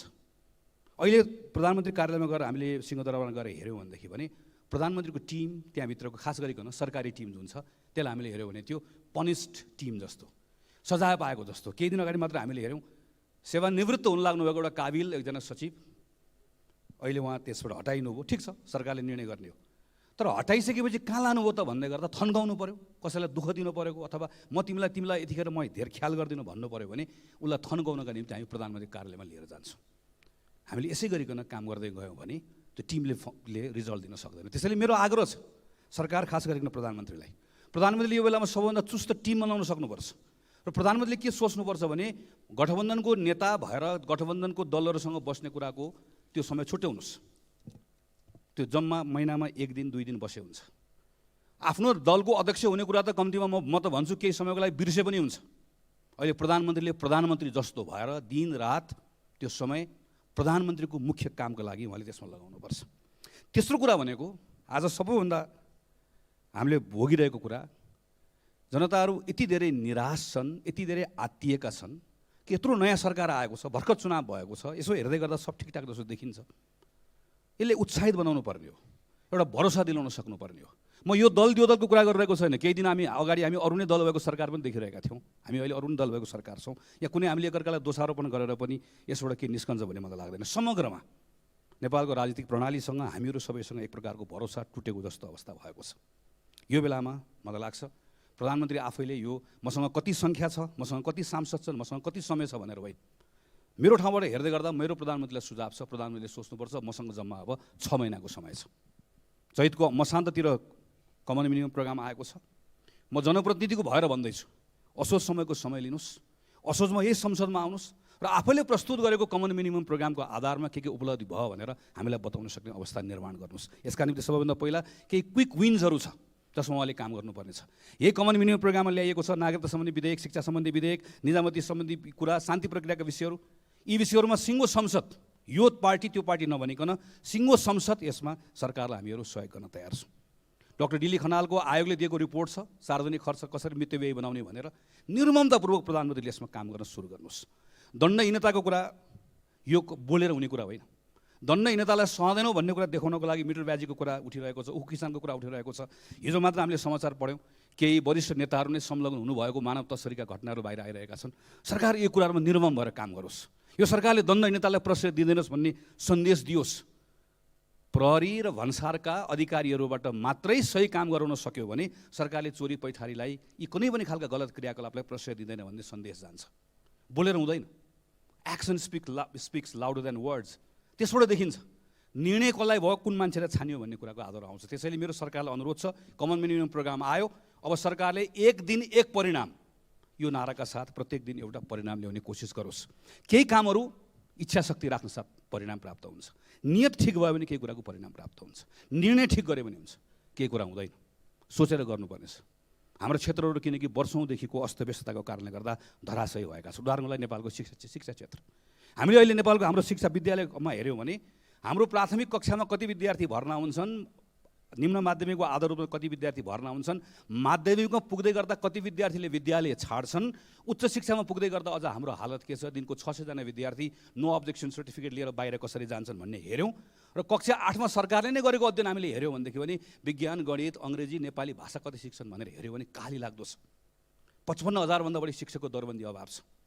यो एकैपटक कुनै एउटा निर्णयले हुँदैन, तर यो कुनै 1 दिन काम गरेर मात्र हुँदैन। प्रदेशको सरकारले, स्थानीय सरकारले, माथिको सरकारले मिलेर काम गर्नुपर्नेछ। कि हामी ठुलो स्कुलको अवधारणा जानुपर्नेछ, प्रविधिको प्रयोग गर्नुपर्नेछ, अन्डर फाइनेन्स छ, हामीले यसमा हाम्रो इन्भेस्टमेन्ट बढाउनु पर्नेछ। एउटा उदाहरण हो यो। हामीले यहाँ धेरै कार्यक्रममा पनि हामीले आयात प्रतिस्थापन गर्ने कुराहरू गरेका छौँ। म र मेरै टिम मिलेर योभन्दा अघिल्लो पटक संसदमा हामीले प्रधानमन्त्री राष्ट्रिय उत्पादन प्रवर्धन कार्यक्रम भनेर नेपाल सरकार आफैले यहीँबाट बजेटमा राखेर पारित गरेको कार्यक्रम अलपत्र परेको छ। अर्थ मन्त्रालयले अहिलेसम्म कार्यविधि बनाएको छैन। 6वटा क्षेत्र त्यसमा छुट्याइएको छ। अहिले आज कुरा भएको बिजनेस इन्क्युबेसन सेन्टरदेखि लिएर इनोभेसनसम्मका अनेकन कुराहरू त्यसमा गर्ने भनेर बजेटसम्म छुट्याइएको छ। काम अगाडि बढाइएको छैन। यस्ता कामहरूमा प्रधानमन्त्रीको समय त्यसमा जानु पऱ्यो नि। यो किन अड्क्यो, कहाँ अड्क्यो? निर्देशन होइन, घोषणा होइन, किन भएन यो? म त आग्रह गर्छु एन्ड्याक्ट भन्ने खालका यी परम्परागत कामहरू सब छोडे हुन्छ। काम गर्ने तरिका बदल्नुपर्छ। एउटा मन्त्रालय बोलाउनुहोस्, एउटा मन्त्री बोलाउनुहोस्, अरू टिम बोलाउनुहोस्, दिनभरि बस्नुहोस्। प्रब्लम कहाँ आएको छ? नेपालमा धेरै जस्तो समस्या सरकार आफैले सृजना गर्छ, हल उसैले गर्न सक्छ। सरकारले यहाँ आएर यो भयो त्यो भयो भन्नै पर्दैन। संसदमा केही कुरा रोकिएको छ भने हामी मद्दत गर्न तयार छौँ। यसपछि काम गर्ने कुरा भनेको अर्थतन्त्रको संरचनागत सुधार नगरिकन टालटुले सुधार गरेर हुने अवस्था छैन। हामी कहिले कोभिडलाई दोष दिन्छौँ, हामी कहिले रसिया युक्रेन वारलाई भन्छौँ। रसिया युक्रेन वार नभएको भए पनि, कोभिड-19 नभएको भए पनि नेपालको इकोनोमी सङ्कटग्रस्त हुने अवस्थामा पुग्थ्यो किनकि स्ट्रक्चरल समस्याहरू छ। त्यसको हल नखोजिकन हुँदैन, किनकि हामी उत्पादनै गर्दैनौँ। हाम्रो परनिर्भरता यति धेरै बढेको छ, हाम्रो उत्पादकत्व त बढेको छैन, ज्याला महँगो छ, जग्गाको भाउ महँगो छ, कर्जा सबै प्रभाव भएको जमिनमा गएको छ, व्यापारमा गएको छ, जसले उत्पादन गर्दैन। यो कुरा नबदलिकन, यो अवस्था नबदलिकन हाम्रो अर्थतन्त्रको चालु खर्च करिब 20% छ, करिब 6% मात्र पुँजीगत खर्च, त्यसको पनि क्वालिटी छैन। यो समग्र अवस्था नबदलिकन यसको रिजल्ट आउन सक्दैन। त्यसैले सम्माननीय सभामुख महोदय, मेरो आग्रह छ प्रधानमन्त्री यो कमन मिनिमम प्रोग्राम आइसके पछाडि माननीय सदस्य श्री गगन कुमार थापा के हो राख्नुहोस्। सम्माननीय सभामुख महोदय, बागदरबार र सिंहदरबार बीच टकराउ देखिएको छ। काठमाडौँ महानगरपालिकाले फोहोर नउठाउने भनेको छ। एउटा निर्वाचित जनप्रतिनिधि स्थानीय सरकारको प्रमुखले आफ्नो असहमति प्रकट गर्दै गर्दा अत्यावश्यक सेवा अवरोध गरेर आफ्नो माग सुनवाई गराउने शैली, प्रयोग भएको भाषा, लवज, यो ठिक वा बेठिक, यसका बारेमा बहस हुन सक्ला, बहस गरौँला यथोचित समयमा। यो विषयमा प्रवेश पनि गरौँला। तर अहिलेलाई म सम्माननीय प्रधानमन्त्रीलाई आग्रह गर्न चाहन्छु, कुनै विलम्ब नगरिकन, कुनै आग्रह नगरिकन काठमाडौँ महानगरपालिकासँग छलफल गरियोस्, संवाद गरियोस्। जुन जुन विषय अहिले सल्टाउनु पर्ने हो सल्टाइयोस्, जुन विषयमा समझदारी कायम गर्नुपर्ने हो समझदारी कायम गरियोस्, जायज मागहरू पुरा गरियोस् र हामी काठमाडौँका जनप्रतिनिधिहरूलाई पनि यो प्रक्रियामा सम्मिलित गराइयोस्। तर यो विषय काठमाडौँ र अहिलेसँग मात्र सम्बन्धित छैन। अहिले हामी सिंहदरबार गयौँ भने हामी थुप्रै पालिकाका प्रमुखहरू त्यहाँ अहिले यत्रतत्र हामी हल्लिरहेको देख्छौँ। प्रशासकीय प्रमुख माग्न आउनुभएको छ, कोही सर्व रोक्न आउनुभएको छ, कोही सर्व गराउन आउनुभएको छ। शिक्षाको काम, स्वास्थ्यको काम लिएर सबै काठमाडौँ आएर थोप्रिनुपर्ने अवस्था आएको छ। सरकारले कतिपय ठाउँमा 2 महिना मात्र बाँकी हुँदै गर्दाखेरि बजेट बनाउने बेलामा कैयौँ प्रमुखहरूको सर्व गरेको छ। निजामती ऐन, शिक्षा ऐन, स्वास्थ्य ऐन हामीले गर्नुपर्ने कामहरू समयमा गरेका छैनौँ। यो संविधानले 3 तहको सरकार भन्छ र कोअपरेटिभ फेडरलिजमको मान्यताको आधारमा चल्नुपर्ने भन्छ सम्माननीय सभामुख महोदय। तर यो मर्मलाई हामीले आत्मसात गरेका छैनौँ। फोहोर व्यवस्थापनदेखि यातायात, पूर्वाधार लगायतका शिक्षा, स्वास्थ्य कैयन विषयहरूमा प्रदेश सङ्घ र स्थानीय सरकार, कतिपय ठाउँमा स्थानीय सरकारहरूको बिचमा समन्वय भयो भने मात्र यथोचित परिणाम प्राप्त हुन सक्दछ। तर यो हुन सकिरहेको छैन। यसमा सङ्घको सरकारले प्रोएक्टिभ रोल गर्नुपर्ने हो। तर सङ्घको सरकारले प्रोएक्टिभ रोल गरेको छ कि छैन भन्ने कुरालाई प्रमाण यतिले पुग्छ कि 3 तहको सरकारको बिचमा अन्तर सम्बन्ध कायम गर्नको लागि संविधान र कानुनले भन्छ अन्तर प्रदेश परिषद, राष्ट्रिय समन्वय परिषद, विषयगत समिति लगायतका यी सबै समितिहरू, संयन्त्रहरू सक्रिय रहनुपर्छ। अहिले हामीले हेऱ्यौँ भने प्रधानमन्त्री अध्यक्ष रहेको अन्तर प्रदेश परिषदको बैठक 2076 सालदेखि बस्न सकेको छैन। राष्ट्रिय समन्वय परिषदको त अहिलेसम्म पूर्णता पनि पाएको छैन। मन्त्रीहरूले नेतृत्व गर्नुपर्ने कतिपय संयन्त्रहरूको बैठकै बसेको छैन, जसको कारणले गर्दा काठमाडौँको महानगरले उठाउनु भएको कतिपय विषय, महानगर प्रमुखले उठाउनु भएको कतिपय विषयहरू मन्त्रीलाई भेटघाट गर्ने कुरामा किन सीमित भएको छ भने त्यहाँ सक्रिय हुनुपर्ने संयन्त्रहरू सक्रिय भएको छैन। समस्या स्थानीय सरकारमा पनि छ। स्थानीय पालिकाहरूले गर्नुपर्ने कतिपय कामहरू गरेका छैनन्। तर सङ्घको सरकारले गर्नुपर्ने यी कामहरू, बनाउनुपर्ने कानुनहरू बनाइदियो, दिनुपर्ने स्रोतहरू दियो, गर्नुपर्ने निर्णयहरू सही समयमा गर्यो भने त्यो बेलामा स्थानीय सरकार र प्रदेश सरकारलाई पनि तिमीले आफूले प्राप्त गरेको अधिकार अनुसार तिमीले गर्नुपर्ने कामहरू सही समयमा सही काम गर्यो कि गरेनौ, तिम्रो नियत ठिक छ कि छैन भनेर प्रश्न गर्न पाइन्थ्यो। तर जबसम्म सङ्घको सरकार यो काम गर्दैन त्यो बेलामा स्थानीय सरकारले प्रश्न गर्ने हामीसँग नैतिक अधिकार रहँदैन। त्यसैले सम्माननीय सभामुख महोदय मार्फत म आग्रह गर्न चाहन्छु, काठमाडौँ महानगरपालिकासँग देखिएको टकरावलाई सम्बोधन गर्नका निम्ति आजै सम्माननीय प्रधानमन्त्रीजीले पहल कदमी लिएर काठमाडौँ महानगरपालिकासँग संवाद गरियोस्, यो विषय टुङ्ग्याइयोस्। तर सँगसँगै यो विषय एकपल्ट टुङ्गियो भनेर यसलाई खाली नराखियोस्, यतिकै नछोडियोस्। यो सँगसँगै खास गरिकन सङ्घको सरकारले गर्नुपर्ने, बनाउनुपर्ने कानुन संशोधन ल्याइयोस्। हामी काम गर्न तयार छौँ। यो संयन्त्रलाई क्रियाशील बनाउनुपर्ने संयन्त्रलाई क्रियाशील बनाइयोस् र स्थानीय सरकारहरू काठमाडौँमा आएर सिंहदरबार वरिपरि घुम्नुपर्ने अवस्थालाई अन्त्य गरियोस्। यो माग राख्न चाहन्छु। धन्यवाद। माननीय श्री गगन कुमार थापा, यसपछि माननीय श्री चित्रलेखा यादव।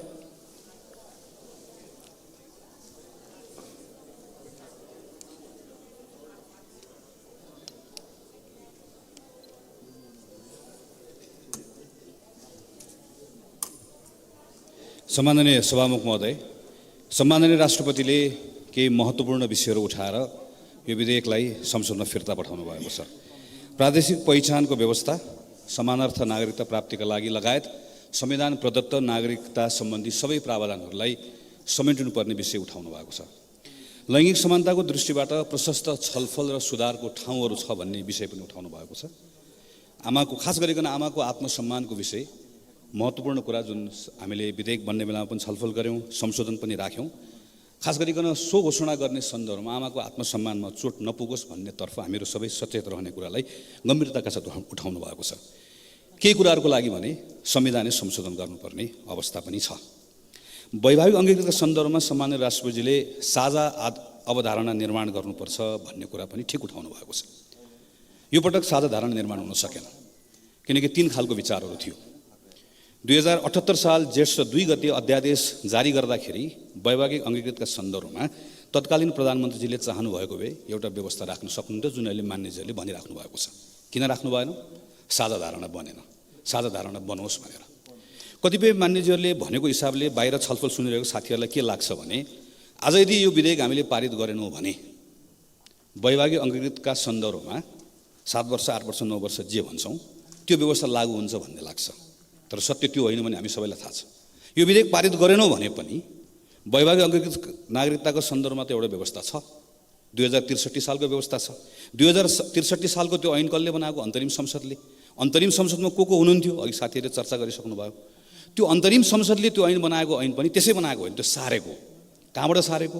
2049 सालको ऐनबाट सारेको। त्यो ऐन कसले बनाएको? गिरिजाप्रसाद, मनमोहन अधिकारी सबै बसेर बनाउनु भएको। 49 को ऐन पनि त्यसै बनाएको होइन, त्यो पनि सारेको। त्यो कहाँबाट सारेको? 2038 सालमा राजा वीरेन्द्रले गर्नुभएको ऐनबाट सारेको। त्यसैले वैवाहिक अङ्गीकृतका सन्दर्भमा त बितेको 40 वर्षदेखि एउटा व्यवस्था छ जसको आधारमा 4,40,000 विदेशी महिलाहरूले नेपाली पुरुषसँग विवाह गरेर नागरिकता लिएका छन्। आज हामीले यो विधेयक रोक्यौँ भने पनि कसले नागरिकता पाउँदैनन्? नेपाली नागरिकहरू जो नेपालीबाट जन्मिएका हुन् तिनले नागरिकता पाउँदैनन्। आमाबाट प्राप्त गर्नुपर्ने जो सन्तानहरू तिनले पाउँदैनन्। तर वैवाहिक अङ्गीकृतका सन्दर्भमा त हामीले रोके पनि पाउँछन्। किन पाउँछन् भने त्यो कानुन त छ। त्यो कानुन कहिलेदेखि छ भन्दा 40 वर्षदेखि छ। त्यो कानुन कहिले बनाएको भन्दा 63 सालमा बनाएको। 63 को कानुन 49बाट सारेको, 49 को कानुन 38बाट सारेको। 40 वर्षदेखि भएको कानुन हामी त्यसका बारेमा पोजिसन लिन सक्छौँ। 3 खालको पोजिसन छ। 7 वर्ष राखौँ अथवा तत्काल दिउँ, वा हामीहरू पनि छौँ कोही वर्ष राखौँ तर राख्दै गरेर लैङ्गिक समानता हुनुपर्छ भन्ने कुरा। भोलि यो अहिलेको संसद सकिसके पछाडि पनि नागरिकता सम्बन्धी नयाँ विधेयक आउनै पर्छ। किन थुप्रै कुराहरू छुटेका छन्। यो त संशोधन मात्रै हो। अहिले सरकारले ल्याउँदै गर्दा पनि जुन कुरा तत्काल आवश्यक छ त्यो लिएर आएको छ। कतिपय कुराहरू भोलिका दिनमा आउँछन्। त्यो कुरा यी विषयहरू समेटेर आउलान्। सम्माननीय राष्ट्रपतिले उठाउनु भएको कतिपय महत्त्वपूर्ण विषयमा संसदको सम्पत्तिको रूपमा रहन्छ, त्यसमा ध्यान आकर्षण, खास गरी संविधान संशोधन गर्ने कुरा, लैङ्गिक समानताको कुरा, छुटेका विषयको कुरा र अहिले विधेयकले नछोएको विषयको कुराहरू भोलि आउँदै नै छन्, पक्कै पनि आउँछन्।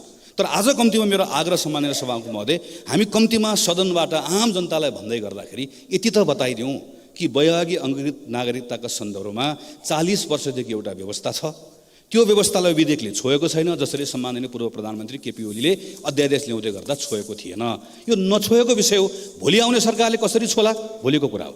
आज छोएको छैन र यो विधेयकले कुनै यसको बारेमा कुनै व्यवस्थै गरेको छैन।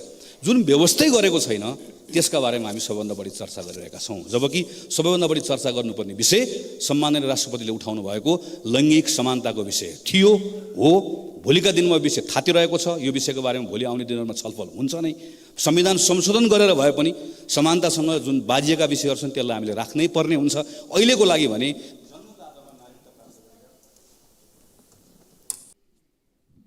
सम्माननीय सभामुख महोदय, म यहाँ आउनुभन्दा पहिला बुढानीकण्ठ नगरपालिका मेरो निर्वाचन क्षेत्रको 10 नम्बर वडामा ईश्वरी पाण्डेजीको घरमा गएर आइरहेको छु। उहाँको घरमा अहिले शान्ति छ, तर यो सुखको शान्ति होइन। त्यहाँ पीडाको पहाड छ। छेउमा उहाँको धर्मपत्नी बस्नुभएको थियो। मैले उहाँलाई हेरेँ, उहाँ न बोल्न सक्नुभएको छ न रुन सक्नुभएको छ। माता तीर्थ औँसीको दिन उहाँको छोरीले बिहान सामाजिक सञ्जालमा लेख्नुभयो, संसारमा भएको सबै खुसी मेरो आमालाई प्राप्त होस् र सधैँभरि मैले उनको कोखमा जन्म लिन पाऊँ। अहिले पनि उहाँ त्यही वाक्य बरबराइराख्नु भएको छ। छोरीको दाह संस्कार गर्नका निम्ति मृत्यु भयो 7 दिन अगाडि मैले उहाँहरूलाई भने, उहाँले मान्नु भएन। मैले आज पनि उहाँहरूलाई भने, उहाँहरू दाह संस्कार गर्न मानिराख्नु भएको छैन। किनकि त्यो मृत्यु थिएन, हत्या थियो, जसको बारेमा भर्खर अहिले मान्य सांसदले चर्चा गरिसक्नुभयो। दिन दहाडै घाँटी रेटेर करिब 22-23 ठाउँमा छुरी प्रहार गरेर उहाँको हत्या भएको छ। 7 दिन भयो। उहाँहरू प्रहरी कार्यालय धाइराख्नु भएको छ, मन्त्रालय गइराख्नु भएको छ, तर उहाँले ठोस जवाफ पाउन सक्नु भएको छैन। सङ्घर्षको कार्यक्रम भइरहेको छ सभामुख महोदय। अहिले हामी यो विषयमा छलफल गरिरहेको बेलामा बौद्धमा भइरहेको छ, सरस्वती नगरमा भइरहेको छ। वरिपरिका मानिसहरू अत्तालिएका छन्। मैले उहाँहरूलाई भन्दै गर्दा अनुसन्धान भइरहेको छ, प्रहरी प्रशासनसँग हामीले कुराकानी गऱ्यौँ, तर मुख्य कुरा के छ भने विश्वास भइरहेको छैन। आज संयोगले माननीय गृहमन्त्रीज्यू संसदमा उपस्थित हुनुहुन्छ। म आग्रह गर्न चाहन्छु सम्माननीय सभामुख महोदय मार्फत घटनाको सत्य तथ्य र सबभन्दा ठुलो कुरा दिन दहाडे हत्या भएको विषयका सन्दर्भमा यहाँका नागरिकहरूले विश्वास गर्न नसक्ने जुन अवस्था बनेको छ, यसको बारेमा विश्वास दिलाउन सक्ने स्थिति माननीय गृहमन्त्रीले बनाइदिनुहोस् र यसको 7-7 दिनसम्म नभइरहेको जुन अवस्था छ यसलाई शीघ्र यो घटनाको दोषी अगाडि आओस् भनेर। यो सँगै अर्को जोडिएको कुरा त्यहाँको सिसिटिभीको क्याम्पको चलेन भन्ने कुराको सन्दर्भमा म यही सन्दर्भमा आग्रह गर्न चाहन्छु, यो ठाउँ ठाउँमा गएर एउटा सिसिटिभी क्यामेरा झुन्डाउने होइन, सिङ्गो काठमाडौँलाई हामीहरूसँगै काम गर्न तयार छौँ। महानगरपालिका सङ्घीय सरकार मिलेर सिङ्गो काठमाडौँलाई यसको सेक्युरिटीसँग जोडेर हामीले सिसिटिभीसँग जोड्यौँ भनेदेखि भने आजको दिनसम्म यो बेलासम्म घटनाको अपराधी पत्ता लागिसकेको अवस्था हुन्थ्यो। अहिले एउटा वडाले एउटा क्यामेरा हाल्छ, अर्को वडाले एउटा क्यामेरा हाल्छ, नगरपालिकाले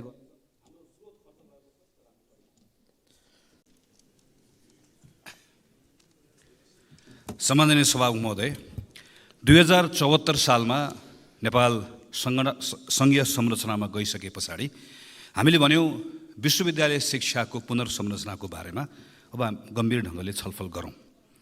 के छोड्ने, के थप्ने, के जोड्ने, यसको बारेमा सरकारले एउटा स्पष्ट अवधारणा बनाओस्, त्यो अवधारणाको आधारमा कानुन बनाऊ। तर भनेको जस्तो सरकारले गरेन। विश्वविद्यालयकै ऐनहरू संशोधन गर्नका निम्ति प्रस्तावहरू आयो, केही नयाँ विश्वविद्यालयहरू थपियो, हामीले आफ्नो कुराहरू भनिरह्यौँ, सरकारले ल्याउँछु भनिरह्यो, ल्याएन, त्यो 5 वर्ष त्यसै गरी बितेर गयो। अहिले पनि विश्वविद्यालयको ऐन ल्याइएको छैन, यो अर्थ मन्त्रालयतिर घुमिरहेको छ। सरकारले यसको महत्त्वलाई बुझ्न सकेन।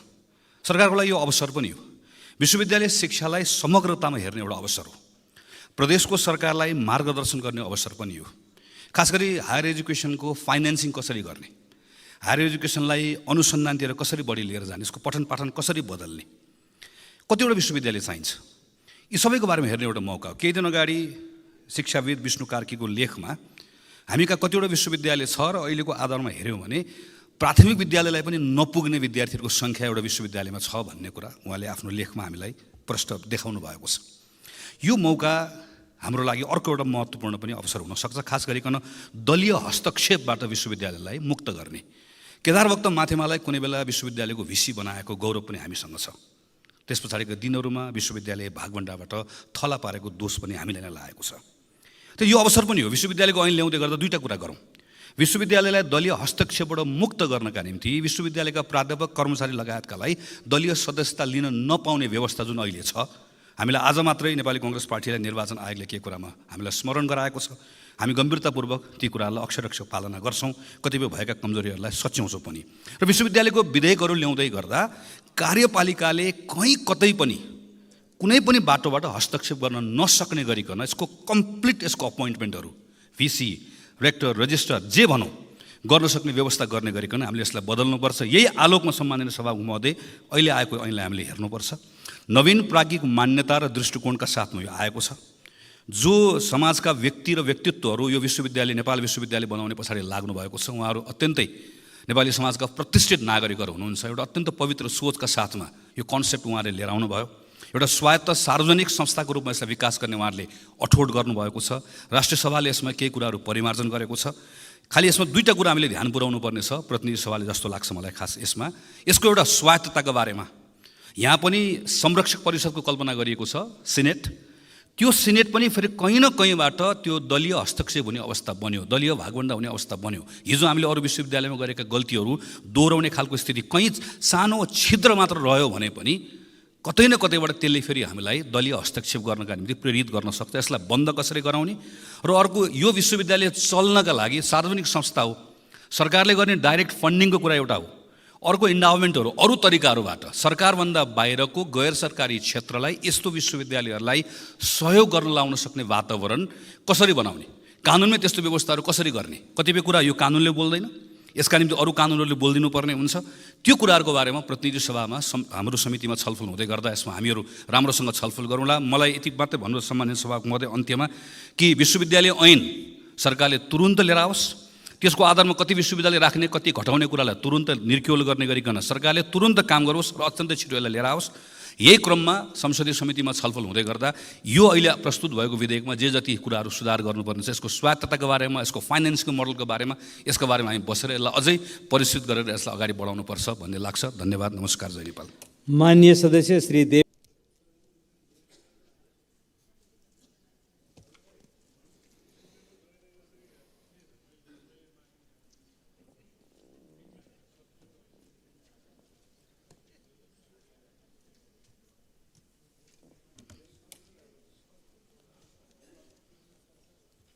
सम्माननीय सभामुख महोदय, आज 27 गते हामी विनियोजन विधेयकको सिद्धान्त र प्राथमिकतामा छलफल गरिरहेका छौँ।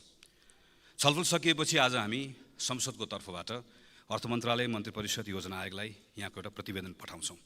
सिद्धान्त त यो प्रतिवेदनमा आधारित भएर विनियोजन विधेयक बनाउनुपर्छ। तर के हामी यसरी बनाउन सक्छौँ? अर्थ मन्त्रालयमा करिब अहिले सबै मन्त्रालयको बजेट लक भएर बजेट छापिनुपर्ने अवस्थामा छ र केही दिनमै छापिन्छ। त्यसो भए हामीले यत्रो दिन छलफल किन गरेको? समय व्यर्थ किन फालेको? किन गरेको भने योभन्दा पहिला पनि गरेको भएकोले यो पटक पनि गरेको। यो श्राद्धमा बिरालो बाँधेको जस्तै हो। यो तरिकालाई अब हामीले बदल्नुपर्छ, बदल्न सकिन्छ। कार्तिकमा स्रोत समितिको बैठक राखौँ, खर्चको सीमा निर्धारण गरौँ। मङ्सिरमा सरकारले विनियोजन विधेयकको सिद्धान्त संसदमा प्रस्तुत गरोस्। 1 महिना संसदमा छलफल गरौँ। पुसमा संसदबाट पारित भएको सिद्धान्तको आधारमा मन्त्रालयलाई सम्बन्धित सिलिङ र मार्गदर्शन पाओस्। यसको आधारमा मागबाट मन्त्रालयबाट प्राप्त कार्यक्रमसहित फेरि संसदमा आओस्। हामी छलफल गर्छौँ। हामी अर्थ समिति लगायत अरू विषयगत समितिमा पठाउँछौँ। त्यस पछाडि यो बजेट निर्माण गर्ने क्रम अर्थ मन्त्रालयबाट सुरु हुन्छ र यो सँगसँगै यो बजेट कार्यान्वयन गर्न चाहिने ऐन नियमको जुन सूची हुन्छ त्यो पनि चैतमा संसदमा प्रस्तुत हुन्छ। र यो चैत र वैशाखमा हामी नीति कार्यक्रममा बजेट मात्र पारित गर्दैनौँ। यो बजेट कार्यान्वयन गर्नलाई चाहिने जुन हाम्रो ऐन नियम छ त्यो पनि हामी पारित गर्छौँ। गर्न सकिन्छ? सकिन्छ। स्विडेनमा यस्तै हुन्छ, 7 महिना अगाडि प्रस्ताव हुन्छ। न्युजिल्यान्डमा यस्तै हुन्छ, 4 महिना अगाडि सिद्धान्त पार्लियामेन्टमा प्रस्तुत हुन्छ। अरू थुप्रै देशहरूमा छ। यो असल अभ्यास हो। असल अभ्यास अनुसरण गरौँ अनि बल्ल संसद बजेटसँग जोडिन्छ। नभए हामी जोडिन्नौँ। जति हामी कुरा गऱ्यौँ बजेट भोलिबाट पर्सिबाट छापिने क्रम सुरु हुन्छ। यसै गरिकन सरकार पनि बजेटसँग जोडिन्न। यो बजेट अथवा अहिले यो सिद्धान्त आएपछि कार्यक्रम बजेट आउँछ, विनियोजन विधेयक आउँछ, कसले ल्याएको भन्दा सरकार भन्छौँ। तर सामान्यतः हामीले हेऱ्यौँ भने यो सरकार हुँदैन। यो खास गरी अर्थ मन्त्रालयभित्र पनि एक प्रकारले केही सीमित कर्मचारी साथीहरूको मात्र यसमा संलग्नता हुन्छ। यो पनि कसैको दोष होइन, हाम्रो काम गर्ने परिपाटी हो। जस उदाहरणको लागि सम्माननीय प्रधानमन्त्रीले अस्तिको कार्यक्रममा मैले बोलेको सुने, उहाँले भन्नुभयो यो पटक कृषिमा आधारित उद्योगलाई म प्राथमिकता दिन्छु। एक पटक प्रधानमन्त्री, कृषि मन्त्री र फाइनेन्स मिनिस्टर 3 जना गएको 5-6 महिना जति समय भयो, कुनै एक दिन कुनै एक ठाउँमा 1 घन्टा 2 घन्टा कृषि मन्त्री, प्रधानमन्त्री र अर्थमन्त्री बस्नुभएको छ? छैन। कुनै पनि मन्त्रालयमा यसरी बसिन्न। यो अभ्यास छैन। हामीको अभ्यास के छ? योजना आयोगले सिलिङ दिन्छ, मन्त्रालयले काम गर्छ र सामान्यतः मन्त्रीहरूको इन्भल्भमेन्ट पनि एउटा 2टा कार्यक्रम भन्दा बाहेक अरूमा हुँदैन। त्यसैले अघिकै कार्यतालिकामा एउटा राखेर हेरौँ। माघ महिना यस्तो महिना हुन सक्छ जुन महिनामा महिना 30 दिनलाई बाँडेर प्रत्येक हप्ताको 2 दिन एउटा मन्त्रालयलाई 2 दिन समय छुट्याएर प्रधानमन्त्री, अर्थमन्त्री, त्यसको टिम र विषयगत मन्त्रालयको मन्त्री के को लागि अर्को वर्षको बजेटमा कुन कार्यक्रम गर्ने, कसरी गर्ने भनेर 2 दिन लगातार छलफल गर्ने परिपाटी ऐनकै व्यवस्था गर्न सकिन्छ। अनि बल्ल यो जोडिन्छ। यो जोडिन भने के हुन्छ? म 2टा उदाहरण दिन्छु। 2071-72 सालको बजेट बनाउने बेलामा तत्कालीन प्रधानमन्त्री स्वर्गीय सुशील कोइरालालाई भेटेर उहाँले भनिदिएर तत्कालीन अर्थमन्त्री डाक्टर रामशरण महतलाई कार्यालयमा गएर भेटेर मैले मेरो टिमले अध्ययन गरेको नेपालमा खास गरी स्टार्टअपहरूलाई मद्दत गर्नको लागि एउटा कोष कसरी बनाउन सकिन्छ भनेर एउटा सानो डकुमेन्ट मैले प्रस्तुत गरेको थिएँ। त्यो डकुमेन्टको आधारमा बजेटमा आयो। नवीन विचार भएको तर लगानी योग्य पुँजी स्रोत नभएको साना र मझौला व्यवसायी, मध्यम व्यवसायी, आविष्कारकर्तालाई सुरु पुँजी उपलब्ध गराउनको लागि स्टार्टअप फन्ड बनाउने र 50 करोड रुपियाँ बिउ पुँजी राख्ने र एनआरएलले पनि थप्ने। यो कहिलेको? 71-72 को। मान्य अर्थमन्त्रीजी, यो अहिले 80 मा पुग्यौँ हामी। प्रत्येक वर्ष बजेटमा पर्छ। यो वर्ष पनि पर्छ। तर यसको 1 रुपियाँ पनि खर्च भएको छैन। कुन मन्त्रालयले कार्यविधि बनाउने, अर्थले बनाउने कि योजनाले बनाउने कि उद्योगले बनाउने भन्दा 10 वर्ष गयो। किन? अनरसिप छैन। अघि मैले भनेको जस्तो न संसद जोडिन पाउँछ न यसमा मन्त्री जोडिन्छ। गएको वर्ष मैले र मेरो टिमले गरेर सम्माननीय सभाको महोदय प्रधानमन्त्री नेपाली उत्पादन उद्योग प्रवर्धन कार्यक्रम भनेर यो डकुमेन्ट मैले बनाएको, मेरो टिमले बनाएको। यो डकुमेन्ट बनाएर म उद्योग मन्त्री कहाँ गएँ, अर्थमन्त्री कहाँ गएँ। हामीले भेट्यौँ, प्रधानमन्त्रीलाई पनि भेट्यौँ। यसको आधारमा यो कार्यक्रममा पर्यो। यो कार्यक्रममा परेर त्यो कार्यक्रमलाई के भन्यो? प्रधानमन्त्री राष्ट्रिय उत्पादन प्रवर्धन कार्यक्रम भनेर भनियो। 3 अरब 45 करोड छुट्याउने भनेर यहाँ मन्त्रीजीले पढ्नुभयो। पछि 50 करोड मात्र छुट्याइयो। गएको वर्ष यसमा 6वटा सेक्टर्स छ। कन्स्ट्रक्सन, टेक्सटाइल, फुटवेयर, जहाँ हामी धेरैले उत्पादन बढाउनु पर्यो, आयात प्रतिस्थापन गर्नु पर्यो भनेर भन्छौँ। त्यसको विस्तृत प्रोग्राम हो यो। मन्त्रालय, सरकारले अन गर्यो, पैसा पनि छुट्यायो। 1 रुपियाँ पैसा खर्च भएन। किन? 4 पटक कसले कार्यविधि बनाउने भन्ने कुराको झगडा, कार्यविधि अल्मलिएर 1 रुपियाँ पैसा खर्च नभइकन यो कार्यक्रम सकियो। 2074 सालमा यही रोस्टरमा उभिएर मैले स्वास्थ्य बिमाको विधेयक प्रस्तुत गरेको।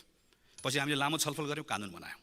त्यसले के भन्यो, प्रत्येक नेपाली नागरिक अनिवार्य रूपमा बिमामा आबद्ध हुनुपर्छ, सबैजना हुनुपर्छ, आम्दानीको आधारमा प्रिमियम तिर्नुपर्छ, नसक्नेको पैसा सरकारले तिर्दिन्छ र फुल कभरेज हुन्छ। नेगेटिभ लिस्ट हुन्छ, प्लास्टिक सर्जरी लगायतको के कुराहरू, त्यो बाहेक सबै कभरेज हुन्छ। अहिलेको जस्तो 3000 रुपियाँ तिरेर 1 लाखको बिमा होइन। तर यो गर्नको लागि स्रोत कसरी, यो गर्नलाई संस्थाको क्षमता कसरी विकास गर्ने, त्यो पनि हामीले तयार गऱ्यौँ। यो 74 सालमा मैले प्रस्ताव गरेर क्याबिनेटले पास गरेको डकुमेन्ट हो। यो डकुमेन्ट करिब 2000 पेजको डकुमेन्ट छ, कम्प्लिट हामीले हेऱ्यौँ भनेदेखि पनि। यसमा हामीले 7 वर्ष लगाएर पूर्वाधार कसरी बनाउने, जनशक्ति कसरी विकास गर्ने, विशेषज्ञ चिकित्सकको अभाव कसरी पूर्ति गर्ने, सबै कामहरू गऱ्यौँ। बिचमा के भयो, यो बजेटमा पर्छ, अनरसिप हुँदैन। त्यो भइसके पछाडि अहिले आएर हामीले हेऱ्यौँ भने 7 वर्ष गयो, ठ्याक्कै 7 वर्षको एउटा हामीले काम गऱ्यौँ। तर 7औं वर्षमा आएर अहिले हेर्दै गर्दाखेरि त्यो 3000 रुपियाँ तिरेर 1 लाख गर्ने बिमा कार्यक्रम समेत पनि बिजोग भयो। जबकि हामीले बनाउन खोजेको 3000 तिरेर 1 लाख होइन। कसैले 4000 तिर्ला, कसैले 50000 तिर्ला, कसैले 1000 तिर्ला, कसैले 1 लाख तिर्ला, कसैले 5 लाख तिर्ला। 10 लाख परे पनि, 20 लाख परे पनि, 50 लाख परे पनि, 1 करोड परे पनि उपचार चाहिँ बिमाले कभर गर्छ भनेर बनाउन खोजेको। आज हाम्रो हालत के छ? हामीले कहिले अस्पताल शिलान्यास गऱ्यौँ, काहीँ पिलर मात्र उठायौँ, हामीले यसरी बिजोग बनायौँ। हामी यो वर्ष 10 लाख रुपियाँसम्म कभरेज गर्ने ठाउँसम्म पुर्याउन सक्छौँ। हामी यो वर्ष स्टार्टअप फन्डको फेरि यो वर्ष पनि पार्न सक्छौँ। तर कानुन कसरी गर्छौँ? Business as usual. योभन्दा पहिला जसरी गरेको त्यसरी नै गर्ने हो भने जति कार्यक्रम परे पनि कानुन हुँदैन। किन अघि मैले भने, न व्यवस्थापिका जोडिएको छ यो बजेटसँग, न पोलिटिकल लिडरसिप जोडिएको छ। त्यस कारणले गर्दाखेरि हामी जुन पुँजीगत खर्च भएन भनेर भन्छौँ, त्यसको मूल कारण यो हो। अब म छोटकरीमा यसपालि प्रस्तुत भएको यो प्राथमिकतामा आइसकेपछि छलफल गर्छु। सुशासनमा आधारित रहेर भ्रष्टाचारमा शून्य सहनशीलता, त्यसको आधारमा सुशासन प्रत्याभूत गर्ने भनेर भन्नुभएको छ, प्रशंसनीय छ। नक्कली भुटानी शरणार्थीको प्रकरण यस्तो बेलामा आएको छ कि सरकारले यसलाई कसरी डिल गर्छ योभन्दा यसैले बाँकी रहेको कुरा निर्धारण गर्छ। अहिलेसम्म जे भएको छ म सरकारको प्रशंसा गर्छु। प्रधानमन्त्रीलाई, गृहमन्त्रीलाई यो सन्दर्भमा मेरो तर्फबाट हार्दिक बधाई छ। यसमा हामी सबैको एउटै आवाज, संलग्न जोसुकै होस्, जुनसुकै दलको होस्, जुनसुकै तहको होस्, ओहदाको होस्, कारबाहीको दायरामा ऊ आउनै पर्छ। बजारको हल्लाले अनुसन्धान प्रभावित नहोस्, तर कुनै भेटघाटले पनि प्रभावित नहोस्, कुनै दबावले प्रभावित नहोस्, कुनै पनि कुराको कुनै प्रभावले कहीँबाट प्रभावित नहोस्। मेरो आग्रह छ,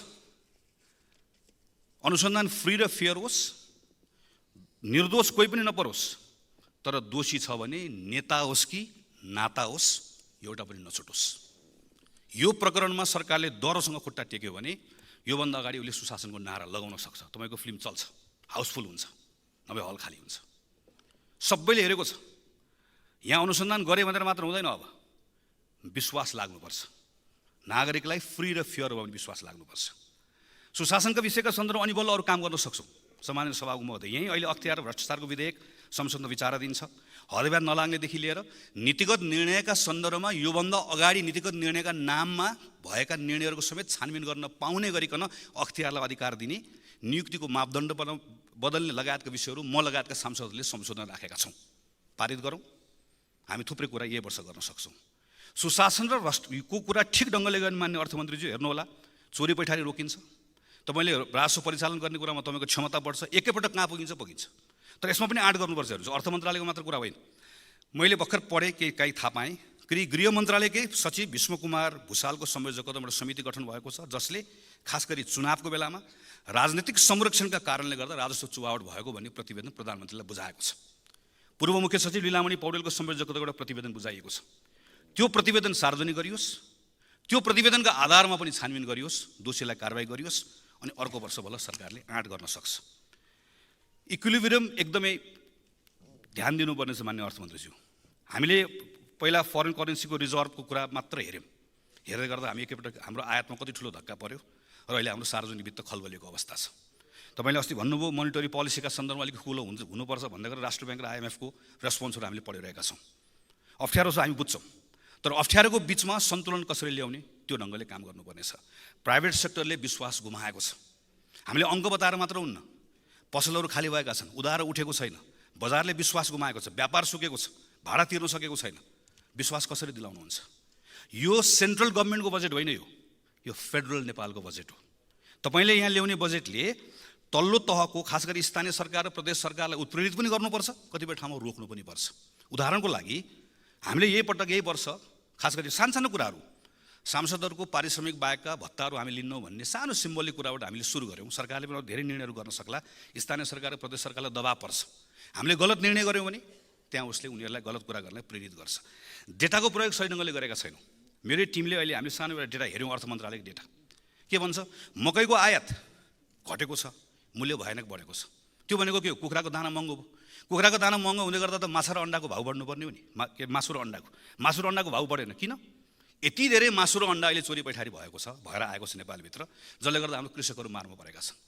अर्थ मन्त्रालयकै डेटा हामीले हेऱ्यौँ भने सफ्ट ड्रिङ्कमा मात्रै चैत्र 8 गतेसम्म मैले हेरेको 8,000 भन्दा बढी, 900 टनभन्दा बढी कन्सन्ट्रेट आयात गरिएको छ। 5.5 अरब पैसा बाहिर गएको छ।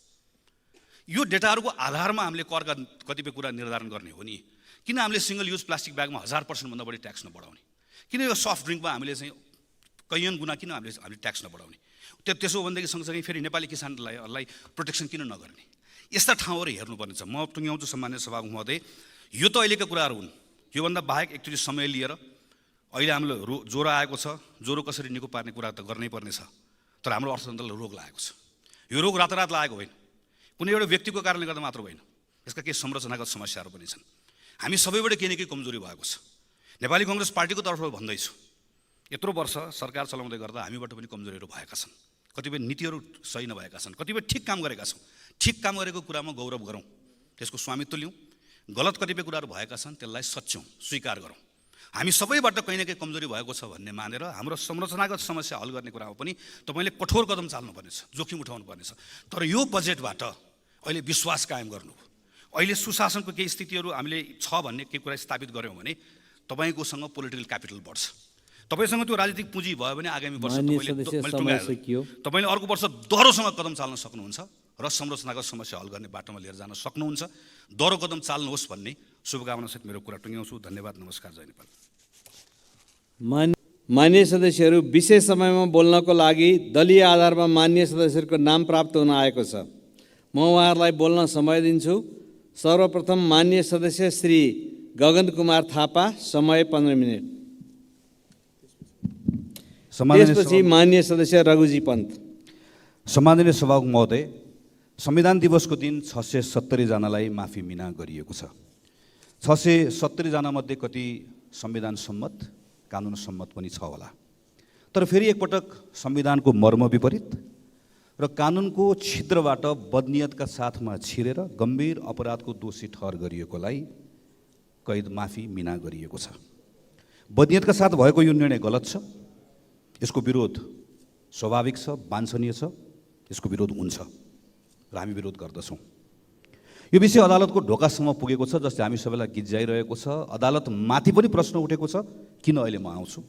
अदालतले पक्कै यसको बारेमा बोल्छ र सही कुरा बोल्छ। यस्तो घटनाहरू हुँदै गर्दाखेरि हामीले बोल्ने गरेका छौँ। कहिले राज्यले ज्यादती गर्छ, त्यसका विरुद्ध पनि बोलेका छौँ। कहिले राज्यले कानुनको दुरुपयोग गरेर कसैलाई अनुचित लाभ दिन्छ, त्यसको विरुद्ध पनि बोलेका छौँ। बोल्दै गर्दाखेरि सरकारमा को छ, हामीसँग को उभिएको छ, हामीले हेरेका छैनौँ। यसको मूल्य पनि चुकाएका छौँ। तर सधैँ यस्तो हुँदो रहेनछ। सम्माननीय सभामुख महोदय, सबैका केसमा यस्तो हुँदो रहेनछ। मैले यहीँभित्र हेरिरहेको छु कि को कतापट्टि बसेको छ, सरकारमा बसेको छ, दायाँ छ, बायाँ छ, आसनका आधारमा गरिने भाषणहरू बदलिने रहेछन्। यसले समस्या सृजना गरेको छ। हामीले समस्याको टुप्पो टुप्पोको कुरा गरेका छौँ, जरामा पुगेनौँ। पात्रहरू फेरिँदै गर्दाखेरिको त्यो कारणले गर्दाखेरि यसको समाधान ननिस्किकन बस्यो। त्यसैले यो पटक जरासम्म पुग्ने एउटा अवस्था बनेको छ। जरासम्म पुगौँ भन्ने मेरो आग्रह हो। 2068 सालमा एउटा सरकार थियो, हामी त्यो सरकारमा थिएनौँ। म कसको सरकार थियो पनि जान चाहन्न। 6 जनाको हत्या गर्नेलाई माफी दियो, बलात्कारको अभियुक्तलाई माफी दियो। अदालतले बोल्यो र भन्यो कानुन बनाऊ भनेर भन्यो। संविधान निर्माण भइसकेपछि 2074 सालमा हामीले यही संसदबाट कानुन बनायौँ र कानुन बनाइसके पछाडि 75बाट यो कानुन लागू भयो। यो कानुन लागू भइसके पछाडि अस्तिको असोज 3 गतेसम्म कैद मिना पाएको सङ्ख्या 6746। 6746 जनाले यो सुविधाको उपयोग गर्न पाइसकेका छन्। यो सुविधाको उपयोग गर्ने व्यवस्था कसरी रह्यो? हाम्रो संविधानको धारा 276 हामीले लेख्यौँ, राष्ट्रपतिले कुनै अदालत, न्यायिक वा अर्धन्यायिक निकाय वा प्रशासकीय पदाधिकारी वा निकायले गरेको सजाय कानुन बमोजिम माफी, मुल्तवी वा परिवर्तन गर्न सक्दछ। पार्डनको व्यवस्था हामीले गऱ्यौँ। यो हाम्रोमा मात्र होइन, हामीले हेऱ्यौँ भने भारतको संविधानमा पनि व्यवस्था छ। आर्टिकल 72 संयुक्त राज्य अमेरिकाको संविधानमा छ। प्राय सबै ठाउँमा डेमोक्रेटिक कन्स्टिट्युसन भएको ठाउँमा कानुन सम्मत ढङ्गबाट हेड अफ द स्टेटलाई, जहाँ भारतमा हामीले हेऱ्यौँ भने त्यहाँको मन्त्री परिषदको सिफारिसमा, अमेरिकामा हेऱ्यौँ भने प्रेसिडेन्टको आफ्नो विशेष अधिकार प्रयोग गरेर दिने कानुन बमोजिमको व्यवस्थाहरू गरिएको छ। यस्तो किन गरिन्छ? Miscarriage of justice. कतिपय ठाउँमा कहिलेकाहीँ फौजदारी न्याय प्रणालीमा मानवीय त्रुटि हुनसक्छ, कमजोरीहरू हुनसक्छ, कसैलाई अन्याय परेको हुनसक्दछ। अपराधीलाई सजाय, अपराधी हो भनेर सजाय दिइयो, तर पछि यति बलियो प्रमाण फेला पर्छ कि जसको आधारमा त्यो फैसला गलत थियो भन्ने हुन्छ। यस्तो बेलामा हुन्छ। कतिपय सन्दर्भमा मानवीय कारण हुन्छ, उमेरको कारण हुन्छ, शारीरिक अवस्थाको कारणहरू हुन्छ। यी थुप्रै कारणहरूले गर्दाखेरि यस्तो व्यवस्था प्राय सबै संविधानमा गरिएको हुन्छ। हाम्रो संविधानमा पनि त्यही सोचेर त्योभन्दा अगाडिको संविधानमा पनि भएको व्यवस्थालाई पनि निरन्तरता दिएर हामीले संविधानमा यो कुरा लेखेको र कानुन बमोजिम गर्ने भनेर भविष्यको संसदलाई कानुन बनाउनका निम्ति त्यो जिम्मेवारी सुम्पिएको। यसो भन्दै गर्दा हामीले के सोचेका हुन्छौँ भने कुनै एउटा व्यक्ति पनि अन्यायमा पर्नु हुँदैन। अन्यायमा पर्यो भने उसले न्याय पाउनको लागि ठाउँ राख्नुपर्छ भनेर हामीले सोचेका हुन्छौँ। त्यसको आधारमा यो व्यवस्था गरिएको हुन्छ र अपवादको रूपमा यसको प्रयोग हुन्छ। यो एक प्रकारको नेसेसरी एभिल जस्तो राख्नु पनि पर्छ, नराखिकन हुँदैन, तर यसको दुरुपयोग नहोस् भन्ने कुरामा सचेत रहनुपर्छ। तर हामीलाई संविधान बन्यो, पहिला कानुन बनेको थिएन। कानुन नबनेकोले अदालतले कानुन बनाऊ भनेर भन्यो, हामीले कानुन बनायौँ र कानुनमा राम्रोसँग लेख्यौँ। किन कानुनमा लामो छलफल भएको छ, संसदमा भएको छ, समितिमा भएको छ। हामी यहाँ भएका थुप्रै साथीहरू त्यही बेलामा संसदमा थियौँ, हामीले नै बनाएको कानुन हो। तर कानुन बनिसकेपछि के भएको छ? कानुनमा स्पष्ट लेखेका छौँ जन्म कैदमा पाएकोले यसमा पाउनु हुँदैन, तर हामीले गरेका छौँ। कानुनमा हामीले स्पष्टसँग लेखेका छौँ। हामीले कानुनमा लेख्दा लेख्दै के गरेका छौँ? अदालतले आदेश गरेको छ, अदालतको पूर्ण पाठ आयो भने गर्न मिल्दैन भनेर पूर्ण पाठ आउनुभन्दा पहिले गरेका छौँ। अदालतको अपहेलना मुद्दा खेपिरहेको व्यक्तिका सन्दर्भमा पनि हामीले गरेका छौँ। र यो गर्ने क्रममा मैले अघि भने 75 सालबाट यहाँसम्म आइपुग्दै गर्दाखेरि कतिवटा सरकार बदलियो होला, कतिजना प्रधानमन्त्री हुनुभयो होला, को राष्ट्रपति हुनुभयो होला भनेर हामी सट्ट स्मरण गर्न सक्छौँ। मैले पूर्व प्रधानमन्त्रीजीको लामो भाषण सुने, तर म सुनिरहँदै गर्दा म सम्झेको थिएँ। यही संसदमा प्रतिपक्षको बेन्चमा थियौँ हामीहरू। त्यो बेलामा म त्यो बेलाको बोलेको सम्झन्छु कि 2076 सालमा उहाँले स्मरण गर्नुभयो त्यतिखेरको कि नेपाल कम्युनिस्ट पार्टी एउटै थियो, हामी एउटै प्लेनका 2टा पाइलटहरू थियौँ। एउटै प्लेनको 2टा पाइलटहरू भइरहेको बेलामा त्यही बेलामा थिए ऊ त्यहाँ कुनातिर बसेर उभिएर बोलेको सम्झन्छु म। एकजना एउटा पार्टीका नेतालाई अदालतको अपहेलनाको मुद्दा हुँदाहुँदै आम माफी दिएको त्यसका बारेमा बोल्दै गर्दा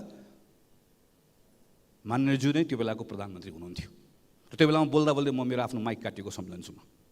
बबरमलको बम काण्डमा सजाय पाइरहेको मान्छेदेखि व्यवसायीको दिन दहाडै हत्या गर्ने मान्छेले 2076 सालमा उन्मुक्ति पाएको बेलाको विरोध गरेको म सम्झन्छु। हामी सबैले कानुनको क्षेत्रको दुरुपयोग गर्दै गर्दै गयौँ। नयाँ पार्टीले केही समयसम्म, छोटो समय भए पनि त्यो मन्त्रालय चलाउने मौका पायो। नियमावली पल्टाएर हेऱ्यो, नियमावलीमा केही संशोधनहरू पनि गर्यो, तर यसको जरामा पुग्न कसरी हो, चुरोमा कसरी पुग्ने पनि मेसो पाएन। मेसो नपाएको हुनाले गर्दाखेरि त्यो बेलामा वरिपरि घुम्यो, तर यसलाई सच्याउने एउटा जुन मौका थियो त्यो मौकाबाट चुक्यो। हामी सबै चुक्दै आयौँ। सम्माननीय सभामुख महोदय, हामीसँग मुलकी फौजदारी कार्यविधि संहिता 2074 छ, जसको दफा 51ले 159ले प्रष्टसँग यो कुरा बोल्छ। फौजदारी कसुर सजाय नियन्त्रण निर्धारण तथा कानुन ऐन 2074 छ, जसको दफा 37ले प्रष्टसँग यो कुरा बोल्छ।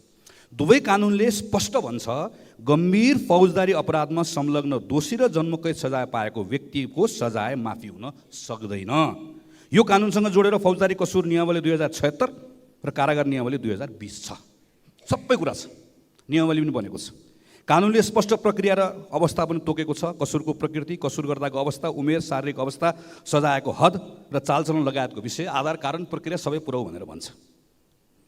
यो सबै कुराहरू भन्दै गर्दाखेरि पनि कसरी मन्त्री परिषदबाट यो कुराहरू सिफारिस भएर जान्छ त? हामीले हेऱ्यौँ भने त्यसरी मैले अदालतको प्रसङ्ग लिएर आएको। सम्माननीय अदालतले एउटा परमादेश जारी गरेको छ, खास गरी कोभिड भएको बेलामा जतिखेर हाम्रो खास जेलहरू एकदम ओभरक्राउडेड भयो, डिस्टेन्सहरू मेन्टेन गर्न सकिएन भन्ने छलफल चलिरहेको थियो। यहाँ मात्र होइन, बाहिर पनि छलफल चलिरहेको थियो। यस्ता थुप्रै निर्णयहरू त्यो बेलामा भएको देखिन्छ अरू देशहरूमा पनि। सायद त्यही बेलामा होला भन्ने लाग्छ मलाई, मेरो अनुमान मात्रै हो। तर उसले एउटा निर्णय गर्यो र निर्णय गर्दा उसले के भनिदियो भने, सम्माननीय अदालतले सायद यसको बारेमा अहिले नोट गरेको होला, उसले गर्दै गर्दा भनिदियो कि जन्मकैद पाएकोले माफी पाउँदैन, तर यो कानुन बन्नुभन्दा पहिला यदि जन्मकैद पाएको रहेछ भने चाहिँ उसको हकमा चाहिँ यो कानुन लागू हुँदैन है भनेर भनिदियो। अब माफी दिनु परिसकेपछि कस्तो भएको छ मैले पढेँ सबै अगाडिको। जुन बेलामा जसलाई माफी दिनुपर्ने छ टपक्क टिपेर, कुनै बेला मुलुकी फौजदारी कार्यविधि संहिता टिपेर ल्याएर यसको आधारमा भनेको छ, कुनै बेला फौजदारी कसुर भनेको छ, कुनै बेलामा निलम्बन भइसकेको यो कारागार नियमावली भनेको छ, कुनै बेलामा अदालतको आदेशको एउटा यस्तो सन्दर्भ मात्र टिपेको छ।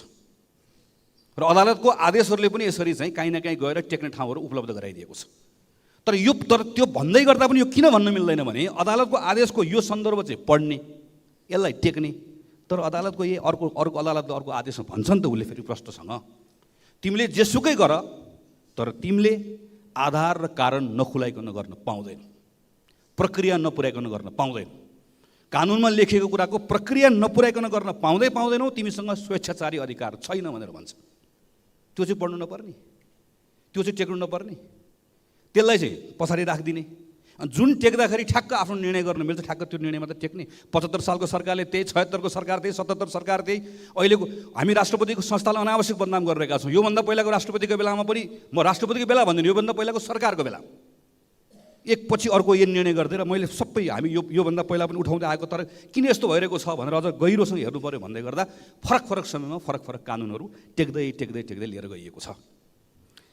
त्यसैले सम्माननीय सभामुख महोदय, अब के गर्ने भन्ने सन्दर्भमा म सभामुख महोदयसँग विनम्रतापूर्वक आग्रह गर्न चाहन्छु। किनकि यो संसदले यो संविधान सभाले बनाएको संविधान, यो संविधानले बनाएको कानुन, त्यसबाट निश्चित भएर आएको बनेको कानुन, त्यो कानुनको सन्दर्भमा अहिले आएर भइरहेको त्यसको अपव्याख्या भएकोले गर्दा अब फेरि बर्डन हाम्रो काँधमा आयो।